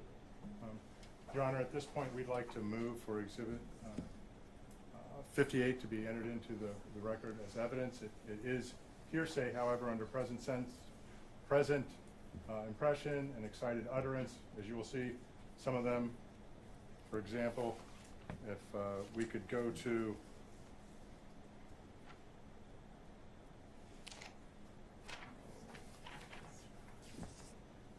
page base number 367. Oh, Lord. And at the bottom, you'll see, Your Honor, it says, "I'm having a 911." I would say that there are a number of, as you just can scroll through, these would classify or qualify as either excited utterance or present sense impression. Certainly, so we would move to have them admitted into the record under those exceptions, Your Honor. Any objections? Your Honor, Christina Ford on behalf of the governor-elect. We do object to these coming in. Of course you do. There are more than, I believe, 50 pages of these texts, and one text out of 50 pages that potentially qualifies for an excited utterance doesn't make up for 50 pages of text from this day of otherwise out-of-court statements that they're trying to enter for the truth of the matter. Your Honor, Go ahead. I also submitted them, sir, with under the present sense impression. These are real-time messages, text messages that are being typed in as the events are unfolding, the day of election, and I believe it falls under that exception as well. Okay. I'm going to allow them because I think that they represent is the correspondence back and forth between the techs who are working with their immediate impressions of trying to resolve the problems. There you go. So what you're offering, what's the number again? It's 58, Your Honor. So I'll admit 58 over objection. Go ahead. Mr. Betancourt, can you describe what was going on between you and your other T-Techs on Election Day? If you had to characterize it. Yeah, we were consistently talking back and forth trying to solve the problems. And this group was really trying hard because there were a lot of issues that popped up. And actually our main fix turned out to be walk up to the printer, open up the printer, take out the ink cartridge and shake it. So that was our main fix. That was the big one we were intending to do.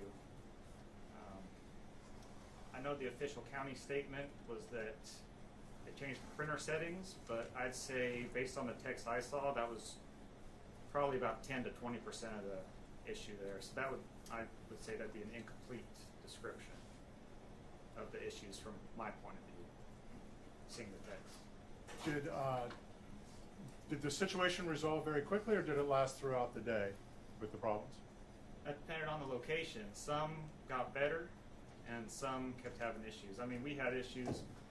I believe there was one even after closing time where they were asking someone to go over to Biltmore, I believe it is. You can confirm towards the end there. How would you how old are you, sir? I'm 34 years old. Okay. And how long have you been in Arizona? Well, I've been off and on. I've actually lived in 5 states, but overall, a little over a decade in Arizona. And so you've been voting for how long? Well, I've been voting for 16 years, in some different states, but mostly in Arizona during that time. How would you characterize the events on Election Day that you observed personally and also communicated with the fellow T-Techs that were servicing between 20 and 30 vote centers compared to elections, even that you just participated in as a voter? Jeez. It felt a bit chaotic. I had people from the other places I've lived reaching out and saying, what's going on in Maricopa County down there? So it felt a little chaotic, I would say. Were these problems that continued throughout the day at many of these vote centers? Yeah, and like I said, we tried to shake the ink cartridge. They cleaned the corona wire. They would have the inspector call over a troubleshooter to try to clean the tabulator because, like I said, sometimes in there the prints looked good, but the tabulator wasn't taking them anyway. Did you hear of any long lines outside of the vote centers? Oh yeah, there were a lot of long lines, and in there it actually describes, there's at least one in there that it describes, and I know of other locations where they completely wound up shutting down for a certain amount of time, and they were basically sending people to other locations. How upset That's a little were screwy. voters that you interacted with or heard about? Well, I heard some people being very upset, more so at other locations. We didn't have quite as many issues at our location, but it did shut down for about 5 to 10 minutes at one point with both tabulators being down. And that actually happened because one lady had put in a ballot, and I was standing there when I saw this. The tabulator took it through. It didn't reject it. It took it through, but it didn't have the green check mark or say that it had been successfully cast. So I hadn't seen that on anything else, so we called the inspector over, and she called the hotline, and they said she should open up the blue bin where the tabulator is, pull out the ballots. They were going to count those downtown, and then restart basically from zero, restart counting the ballots that go into that tabulator from that point on. Did the problems with the tabulators, did they, in your opinion, create the long lines and that you heard about from different T-Techs? I would say it made it worse because we had lines to begin the day, and once those tabulator issues started happening, the lines just backed up more. And Well, let me see. were there lines outside of the voting center? Oh yeah, I mean, at our place there was a line outside the door all day, and you know, we had less problems than a lot of other places. And do you understand the check-in process? That's more the polling worker side of it, the site book area. That's more the poll worker is responsible for that. I wasn't responsible for that part of it. Okay. Did you hear about long lines extending past 8 o'clock at night? Yes, it's in the texts. I know at least one or two places, and then I know someone who wasn't in this group, because this was the East Valley group, and there was a West Valley group as well. So I know someone in the West Valley, he didn't get home, like I left my site at about 10, and we had a short line, you know, at the end of the night. Probably wrapped up about 8 p.m. And then this other guy from the West group had left about 10:30, 10:45. And I know there was at least one or two people in this group that left later than me. Do you know whether or not any people who were waiting in line just simply gave up waiting in line, or saw things on the news and decided not that they just didn't have the time to come out and vote? Objection, Your Honor. Speculation, foundation. You can answer it yes or no. He was asked, do you know? Sir, if you're able to, you can answer yes or no. Yes, I don't know that personally. As I said, my site had less problems than the others, so I can only speak for my site, and I don't have any knowledge of that specifically. All right. Thank you, Mr. Betancourt. Cross-exam.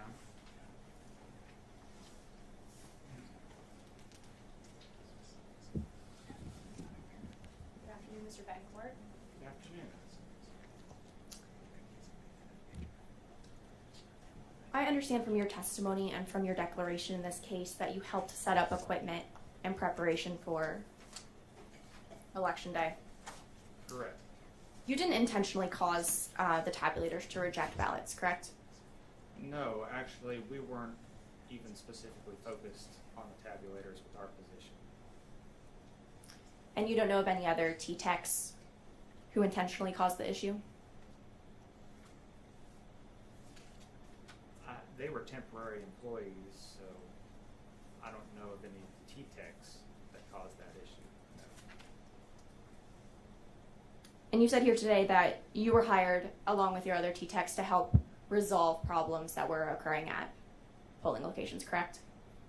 Yes, that was part of it, the setting up of sites along with resolving problems when they arose. And then you were in fact deployed to help resolve these issues when they did spike up, correct? Yes.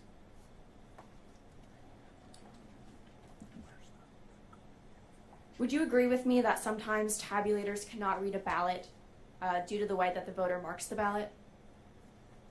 Yes, and I actually wrote that in my declaration. Be right back. I've got That's to part of it, but that wasn't the whole part. leave this playing for a bit. That was I don't know if definitely not the he whole part. There were some that looked very good. be back shortly. And the voters had marked them very well, and they weren't being read. Okay, well, I wanted to go through some of those. So I understand from your declaration that you and your fellow T-techs sometimes found that cleaning the corona wire and the printer would sometimes help fix the tabulator issue. Is that correct? Yes, and the corona wire, that was on the older printers. I actually had the newer Lexmarks at the location I was at, so that wasn't part of the location I was at. Okay. And the group also found that changing the toner or shaking the toner could sometimes make improvements to the tabulators? Yeah, shaking the toner actually worked a decent amount. It wasn't perfect, but it helped at times. Okay. And then you all also found that letting the printer warm up could also improve the situation?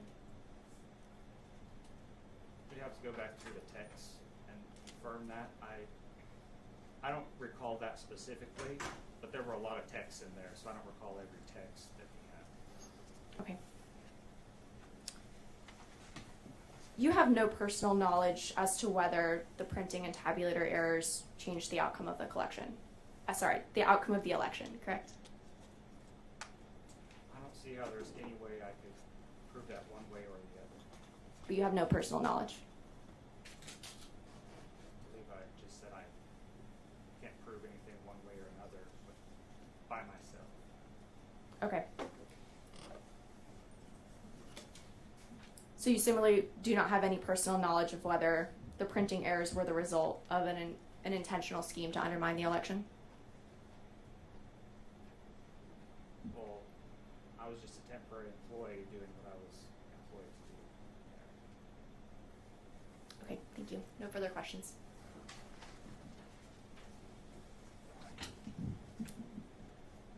Nothing further, Your Honor. Nothing further, Your Honor. Nothing further? Okay. Can we excuse the witness? Yes, Your Honor. Yes, Your Honor. You're free to go. Thank you.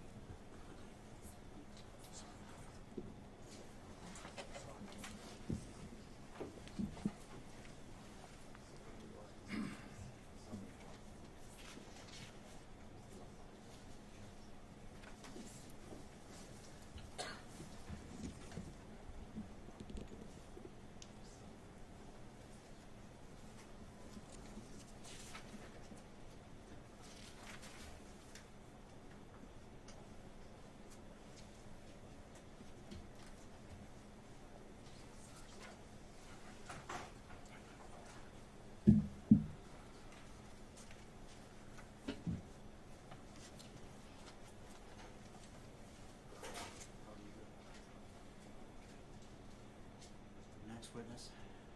Your Honor, we next call Mark Sonnenklar.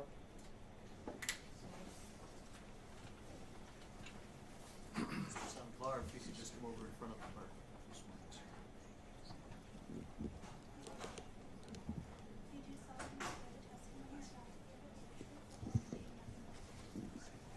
If you could just raise it up and have a seat at the staff test.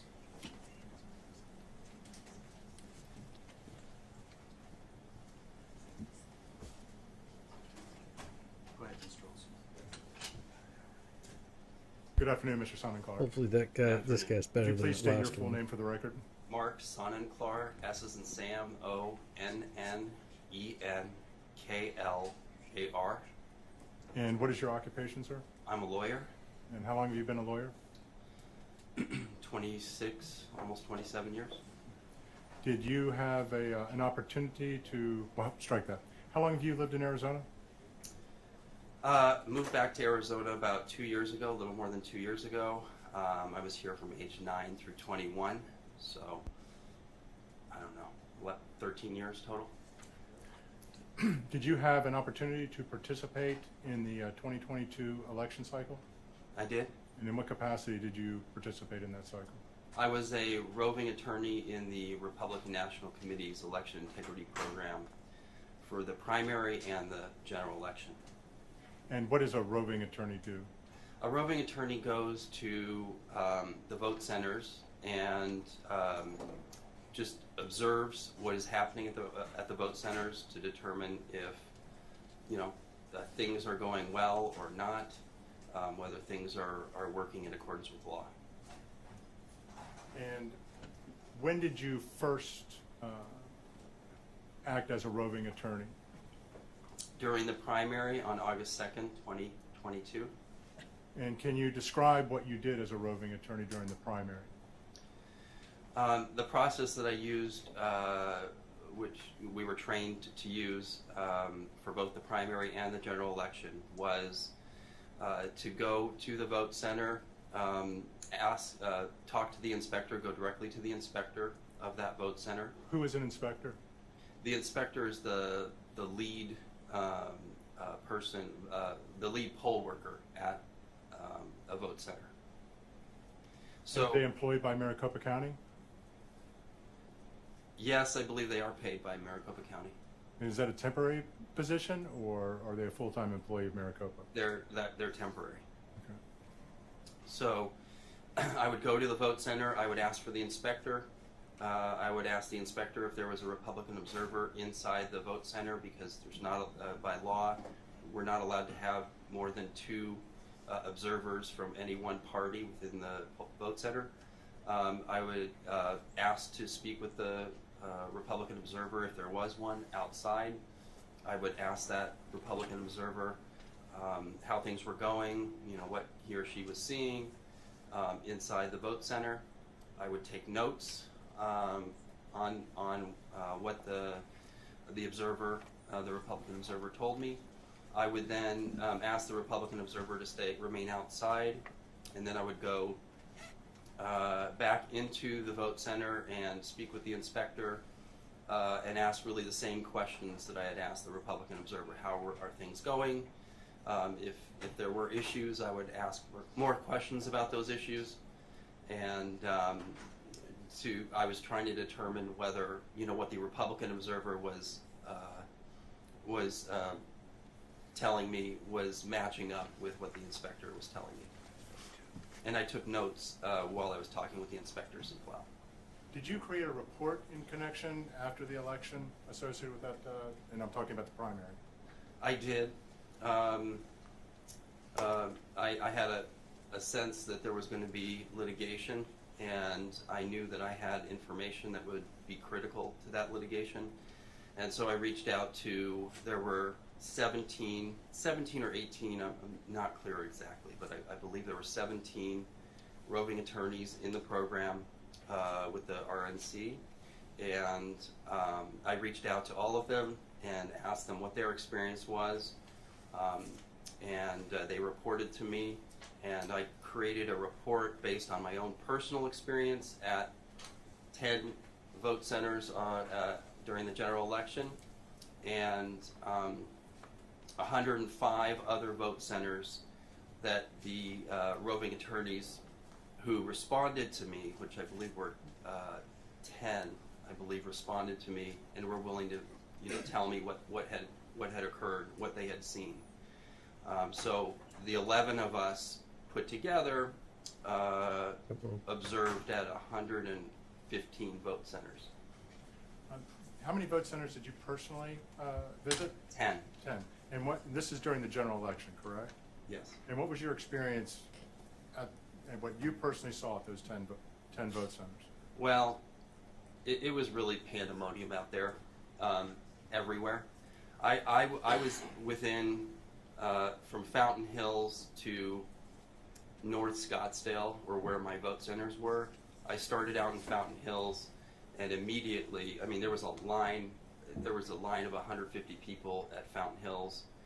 The tabulators were not working, and that was what I saw at, I saw the same thing happening at 6 of my 10 vote centers. There were different things happening at some of the other ones too, but 6 of them in particular were really bad. And so you've been voting for a number of years, correct? Yeah. How would you characterize the events of the 2022 general election compared to other elections that you witnessed? Oh, this was a completely different animal here. So I was a roving attorney during the primary, and there were, some minimal problems there too, but the general election was a completely different situation. There were lines out the door which you did not see during the primary at many of the vote centers. There were angry and frustrated voters who did not want to put their ballots into box 3, and there, it was just, and then there were the poll workers who were extremely frustrated and really didn't know what to do. Most of them, I would say, were doing their best, to figure out a solution to the fact that the tabulators were down, were not reading the ballots. Everyone was just freaked out. A question for you. There's been some testimony earlier about wait times. Do you have an understanding of how the county measures wait times? Yes, I understand that one of the poll workers is supposed to check the line every 15 minutes and report back to MCTEC, is my understanding. It would have been difficult. I don't know where you're going with the question, but it would have been very difficult for the poll workers who were crazed trying to figure out just how to get the tabulators to read the ballots. I can't imagine that there was time for any poll workers at the worst vote centers anyway to actually go out and check the line. I believe you mentioned that you visited personally about 10 vote centers. Yes. And that the other roving attorneys that you were working with, it was a total of about 115 vote centers in total. Yes. And that's 115 out of about, I think, 223 vote centers, correct? That's correct. So that's a little over half of the vote centers. I believe it was 52%. How are you able to characterize what your the other roving attorneys were experiencing, whether it was similar to what you were experiencing or worse or maybe not as bad? How would you characterize? Well, I would say that most of the roving attorneys had a similar experience to mine. I can't think of one that had a different experience. There may be, but for the most part, you know, aggregated together, pretty much everyone had the same experience. And if somebody were to characterize the events of that day as minor technical difficulties that should be expected in any election, what would you say to that? I would say that's nonsense. When you have 132, we've been able to document that there were at least 132 vote centers with tabulator problems out of 227, which comes out to about 59%.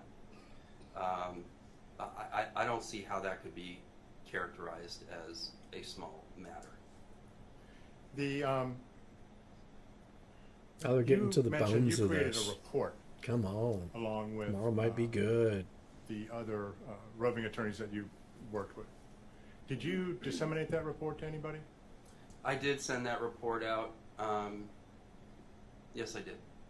Do you believe that report is accurate in its recitation of the events of Election Day? Absolutely. I was very careful not to exaggerate, overstate.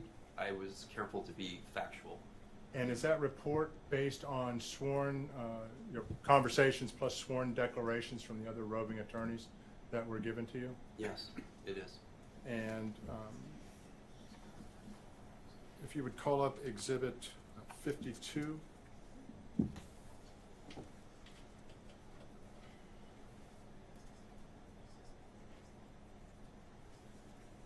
Come on.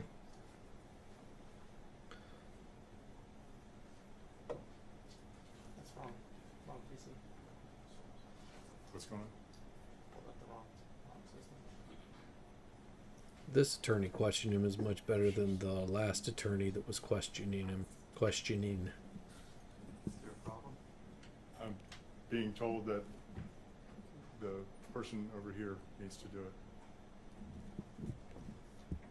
It's up on our screen here, Your Honor. It's the podium actually, is what you want to bring up. There you go. Can you go to the top?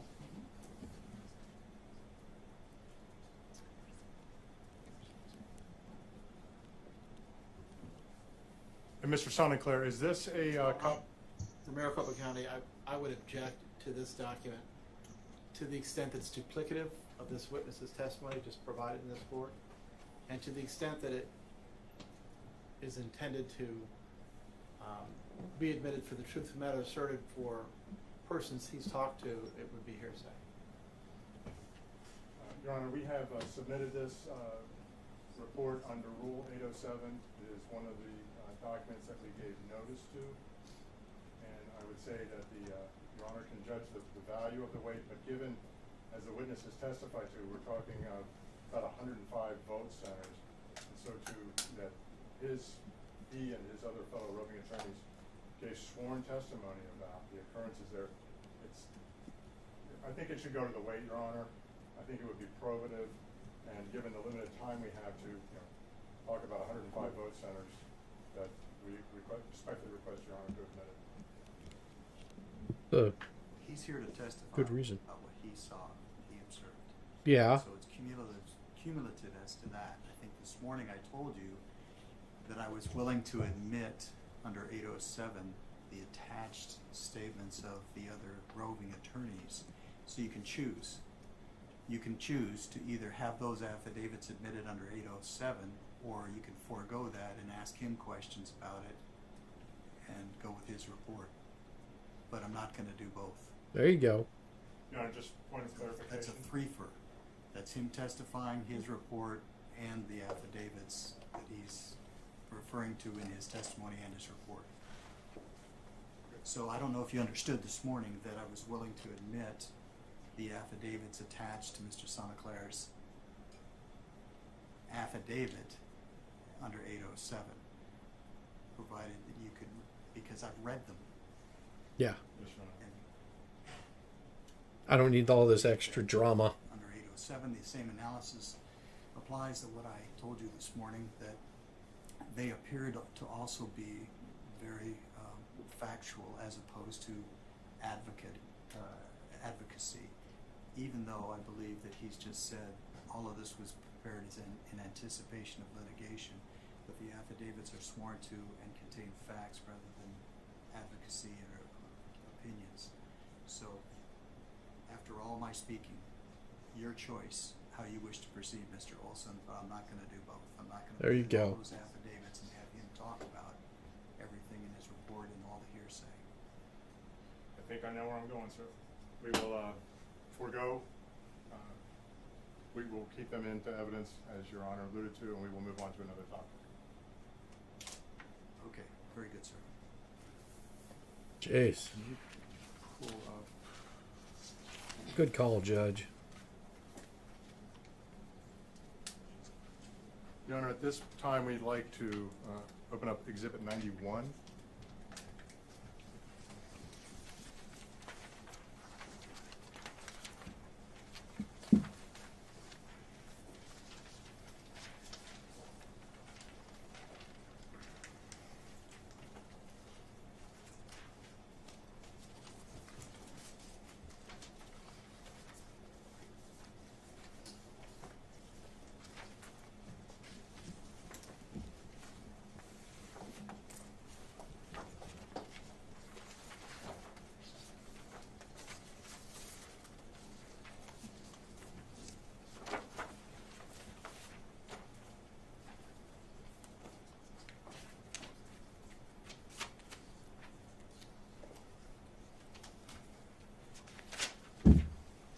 Come on.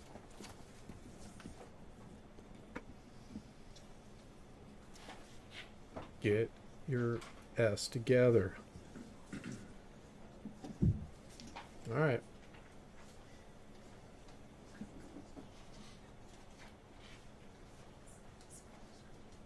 This is so disorganized.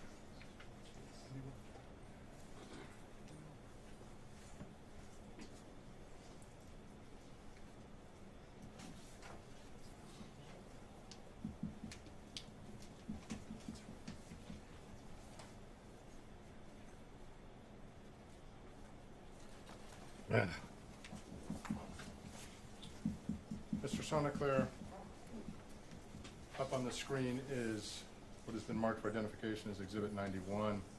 It is an exhibit that was part of a response letter by Maricopa County to the AG's letter dated November 19th, questioning some of the events around Election Day. Have you ever seen this document before? Yes, I've read it multiple times. And do you recognize this as a document that was produced by Maricopa County? Yes. Do you have any reason to doubt that it's a true and accurate copy? No. Okay. Your Honor, at this time we would move to admit Exhibit 91 into evidence. No objection, Your Honor. 91 is admitted. I think it's a self-authenticating document. Making sure. Yes, Your Honor. Mr. Sonteclair, do you see where it states on the first page of this document, in the paragraph beginning, while a few, you see that? While a few 2022 general election locations encountered 80 to 115 minute wait times on Election Day, Maricopa County posted these wait times on our website, informing voters of other nearby options that had shorter times? Yes, I see it. Do you have an understanding, based on your work, whether or not that's an accurate statement? That's not an accurate statement. And why do you say that? There were many more vote centers. I mean, I must have had, I believe I had 2 at least just in my 10 that had longer wait times than 80 minutes. And they're not included in the list in footnote 1. And you're talking about footnote 1 on the page that's Bates stamped, last 3 digits, 715, the first page of this document? And in addition to that, you know, we documented through declarations that there were many, many other vote centers that had over 80-minute wait times.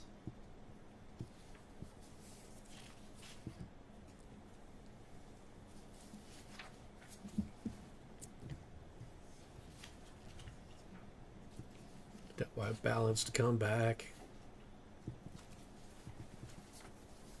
Do you have an opinion as to whether or not the county has been trying to understate the extent of the problems at the vote centers that arose on Election Day? Yes, Your Honor, object to foundation and speculation.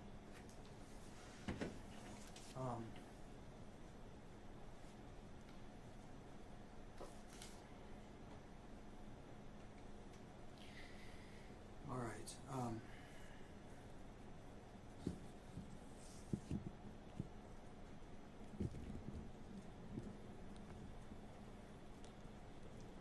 As to foundation,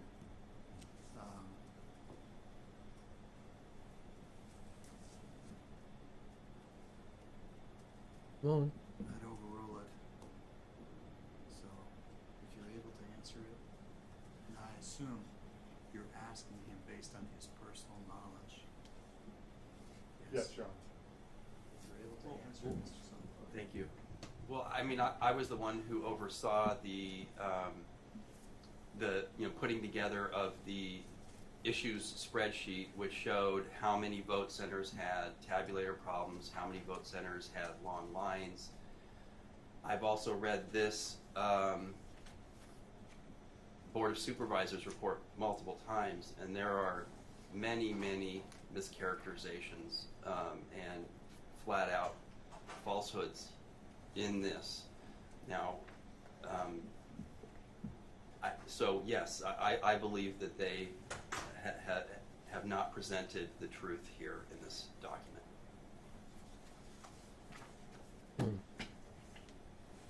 We have nothing further at this time, sir. Cross-exam, please. Well, they're always trying to downplay stuff. You should know this by now. Good afternoon, Mr. Sonnenklair. I'm here on behalf of the governor-elect. Your declaration gives some figures about how many vote centers were affected with tabulator issues and lines. And these figures were gathered from reports of yourself, other RNC roving attorneys, and Republican observers, correct? That's correct. Your declaration in this case concludes that 64 of 223 vote centers had long lines on Election Day, correct? That's correct. So you concluded that more than 70% of vote centers on Election Day did not have long lines? You could infer that. But actually, what I would say about that is that we had time constraints in putting together our issues spreadsheet. And so I firmly believe that had we had additional time, basically we had to put it together in 2 weeks. So we had to gather declarations from a lot of people in order to prove what we wanted to prove. You know, in order for the evidence to show 64, we showed on the issues spreadsheet that 64 vote centers had long lines. Had we had more time, I firmly believe that we would have been able to show that more vote centers had long lines. The same declaration concluded that only 24 of 223 vote centers had long lines on Election Day after 3 p.m., correct? I would say the same thing. Had we had more time to gather the evidence, we probably would have been able to find that more than 24. But what we were able to document in the time period that we had was that 24, which in my view is a lot of vote centers to have problems after 3 p.m., given the fact that the Board of Supervisors stated that the problem was completely resolved as of mid-afternoon, quote unquote, according to the Board of Supervisors report that it was just brought into evidence. But the evidence that you put forward in your declaration was that only 24 of 223 had long lines after 3 p.m., correct? That's all I was able to conclude in the time that I had to put together the issues spreadsheet. Any voter in Maricopa County may go to any vote center they wish, correct? That's my understanding. You did not personally witness any voter who left a vote center without casting a ballot after encountering a tabulator rejection, correct? I wasn't looking for that. So here today you can't tell me that you witnessed that? I can't, but a lot of the declarations do indicate that that did occur over and over. You have no personal knowledge as to whether these printing errors changed the outcome of the election, correct? Objection, Your Honor. Foundation. Your Honor, I'm just asking whether he knows. His knowledge, it's the same thing. If you know, sir, and you're able to answer, Well, go ahead. I would say, you know, there's only 17,000 roughly votes separating the two candidates for governor. Based on what I saw on election day, I would say there's no question in my mind that had there not been tabulator issues at 132 vote centers, this election would have ended up with Kerry Lake winning. But that's an inference you're making, correct? You just asked me You for asked. my opinion, and I gave it. I didn't ask for your opinion. I asked if you had personal knowledge. I don't have knowledge of specific numbers. No. Okay, no further questions. Thank you.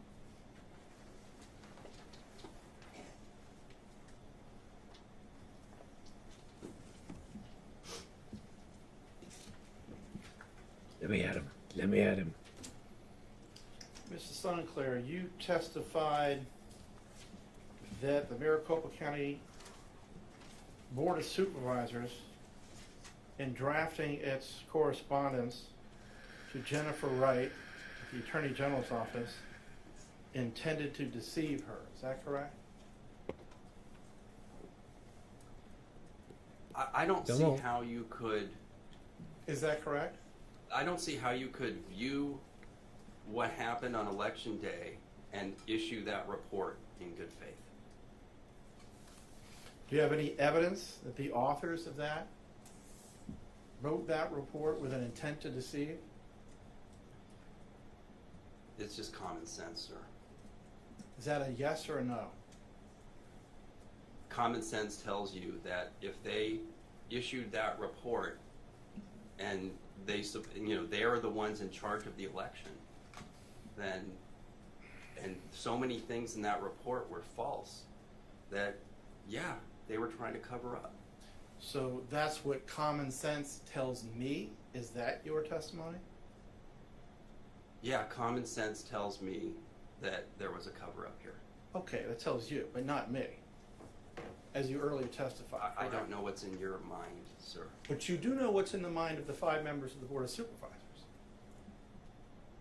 All I can say is that I believe that they were trying to cover up here, because I don't see how else you could explain the Board of Supervisor report. It was blatantly false in so many ways. But you have no evidence of that, correct? Oh, no, I have a lot of evidence. Evidence of their intent to deceive the Attorney General's office. My conclusion is that there is an intent to deceive. Okay, so your testimony today is you can't read my mind, but you can read the mind of the members of the Board of Supervisors. Is that correct? You I don't dug see yourself how a else hole. you could interpret the statements on the Board of Supervisor report other than to conclude that there was an intent to minimize the problems on election day, because they probably knew they were going to be in this courtroom today. Well, it's interesting that you've just responded to my query by saying problems plural, because when you initially testified, you said problems singular. And your testimony was about problems related to tabulators. Do you remember that testimony? Do you mean in my declaration? No, I mean in your testimony right here in this courtroom a few minutes ago. Yes, I recall my testimony. Okay. And you recall that you had witnessed at least 2 vote centers, and you've heard of a lot of others that had problems with tabulators. No, there were 6 vote centers out of 10 in my that I observed at that had material tabulator problems. Okay. Did any of them have printer problems? Yeah, you know, my understanding is that the printers were not printing dark enough. That is one theory, anyway. Was that your understanding from your direct observation? Yes. So you were able to observe the printers putting in not enough ink in some of the ballots? So, my declaration sets this out. See, you at dug one of the yourself vote a centers hole. that I went to, I spoke with the inspector. They had a massive problem with the tabulator not working. Okay, thank you. You've already testified about Okay. your conversation with the inspector. I heard that, and I thank you for that. No, may I But my actually question, answer your question? yes, please. My question was your observation. This is of my the observation. Excuse me. Your observation with the problems with the printers, not what you heard from inspectors. Can you answer that? My observation was in relation to a conversation I had with the inspector. So that would be, you heard it from somebody else who observed it, but you I'm didn't. not a technical person. I don't know exactly what caused the problem, okay? But an inspector showed me the balance.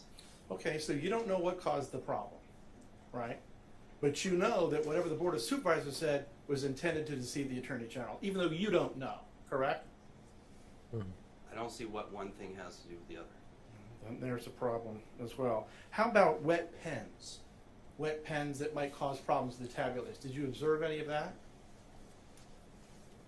No, I didn't note that at all. No. So you had testified earlier that you have voted several times in Arizona, but you've never seen lines like the lines you saw in the general election in 2022. Is that correct? That is correct. Did you vote in the presidential preference of 2016?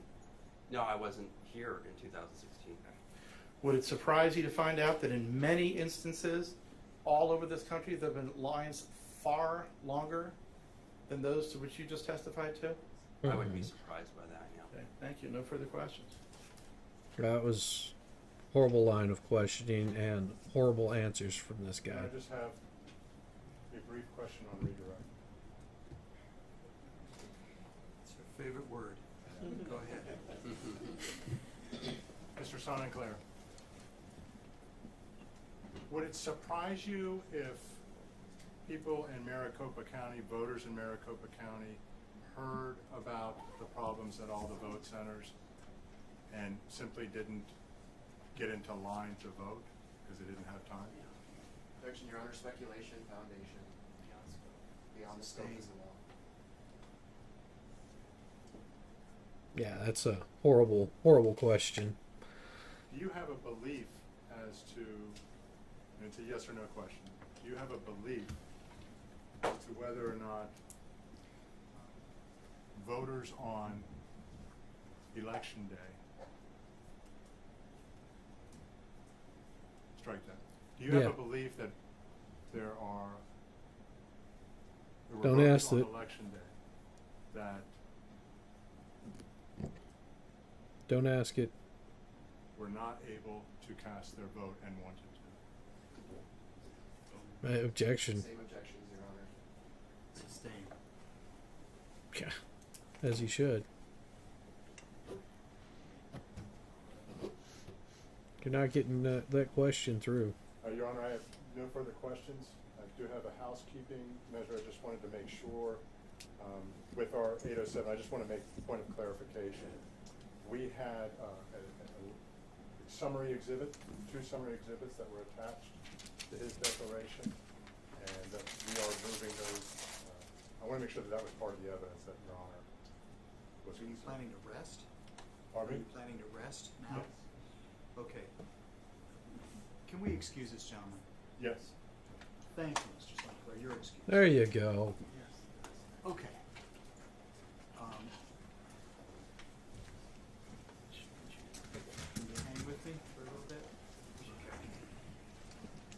pushing my court reporter beyond what I should. What I'm hearing is plaintiffs are willing to rest with the exception of addressing the exhibit issue. You want, I understand you need to address the issue before you rest. We're not resting our case, Your Honor. I still have a couple more witnesses to do. Okay. Not today. Okay. Do both sides have worked out the exhibit numbers that would apply to my ruling this morning? No? Okay. I don't think we talked so much. Here's what I can't do at the end of this day. I can't put my court reporter through another hour of us going back and forth about whether a certain exhibit fits within my ruling or not. Right. This is probably a poor question. In fact, I want to ask it. So I'm gonna be ending that here. Tomorrow we'll see if they've got anything good going on with this. So other than that, I'm gonna call it a night and go spend some time with my lovely wife. I will see you on the flip side of this, and until then, I just want to say that it should be pretty interesting.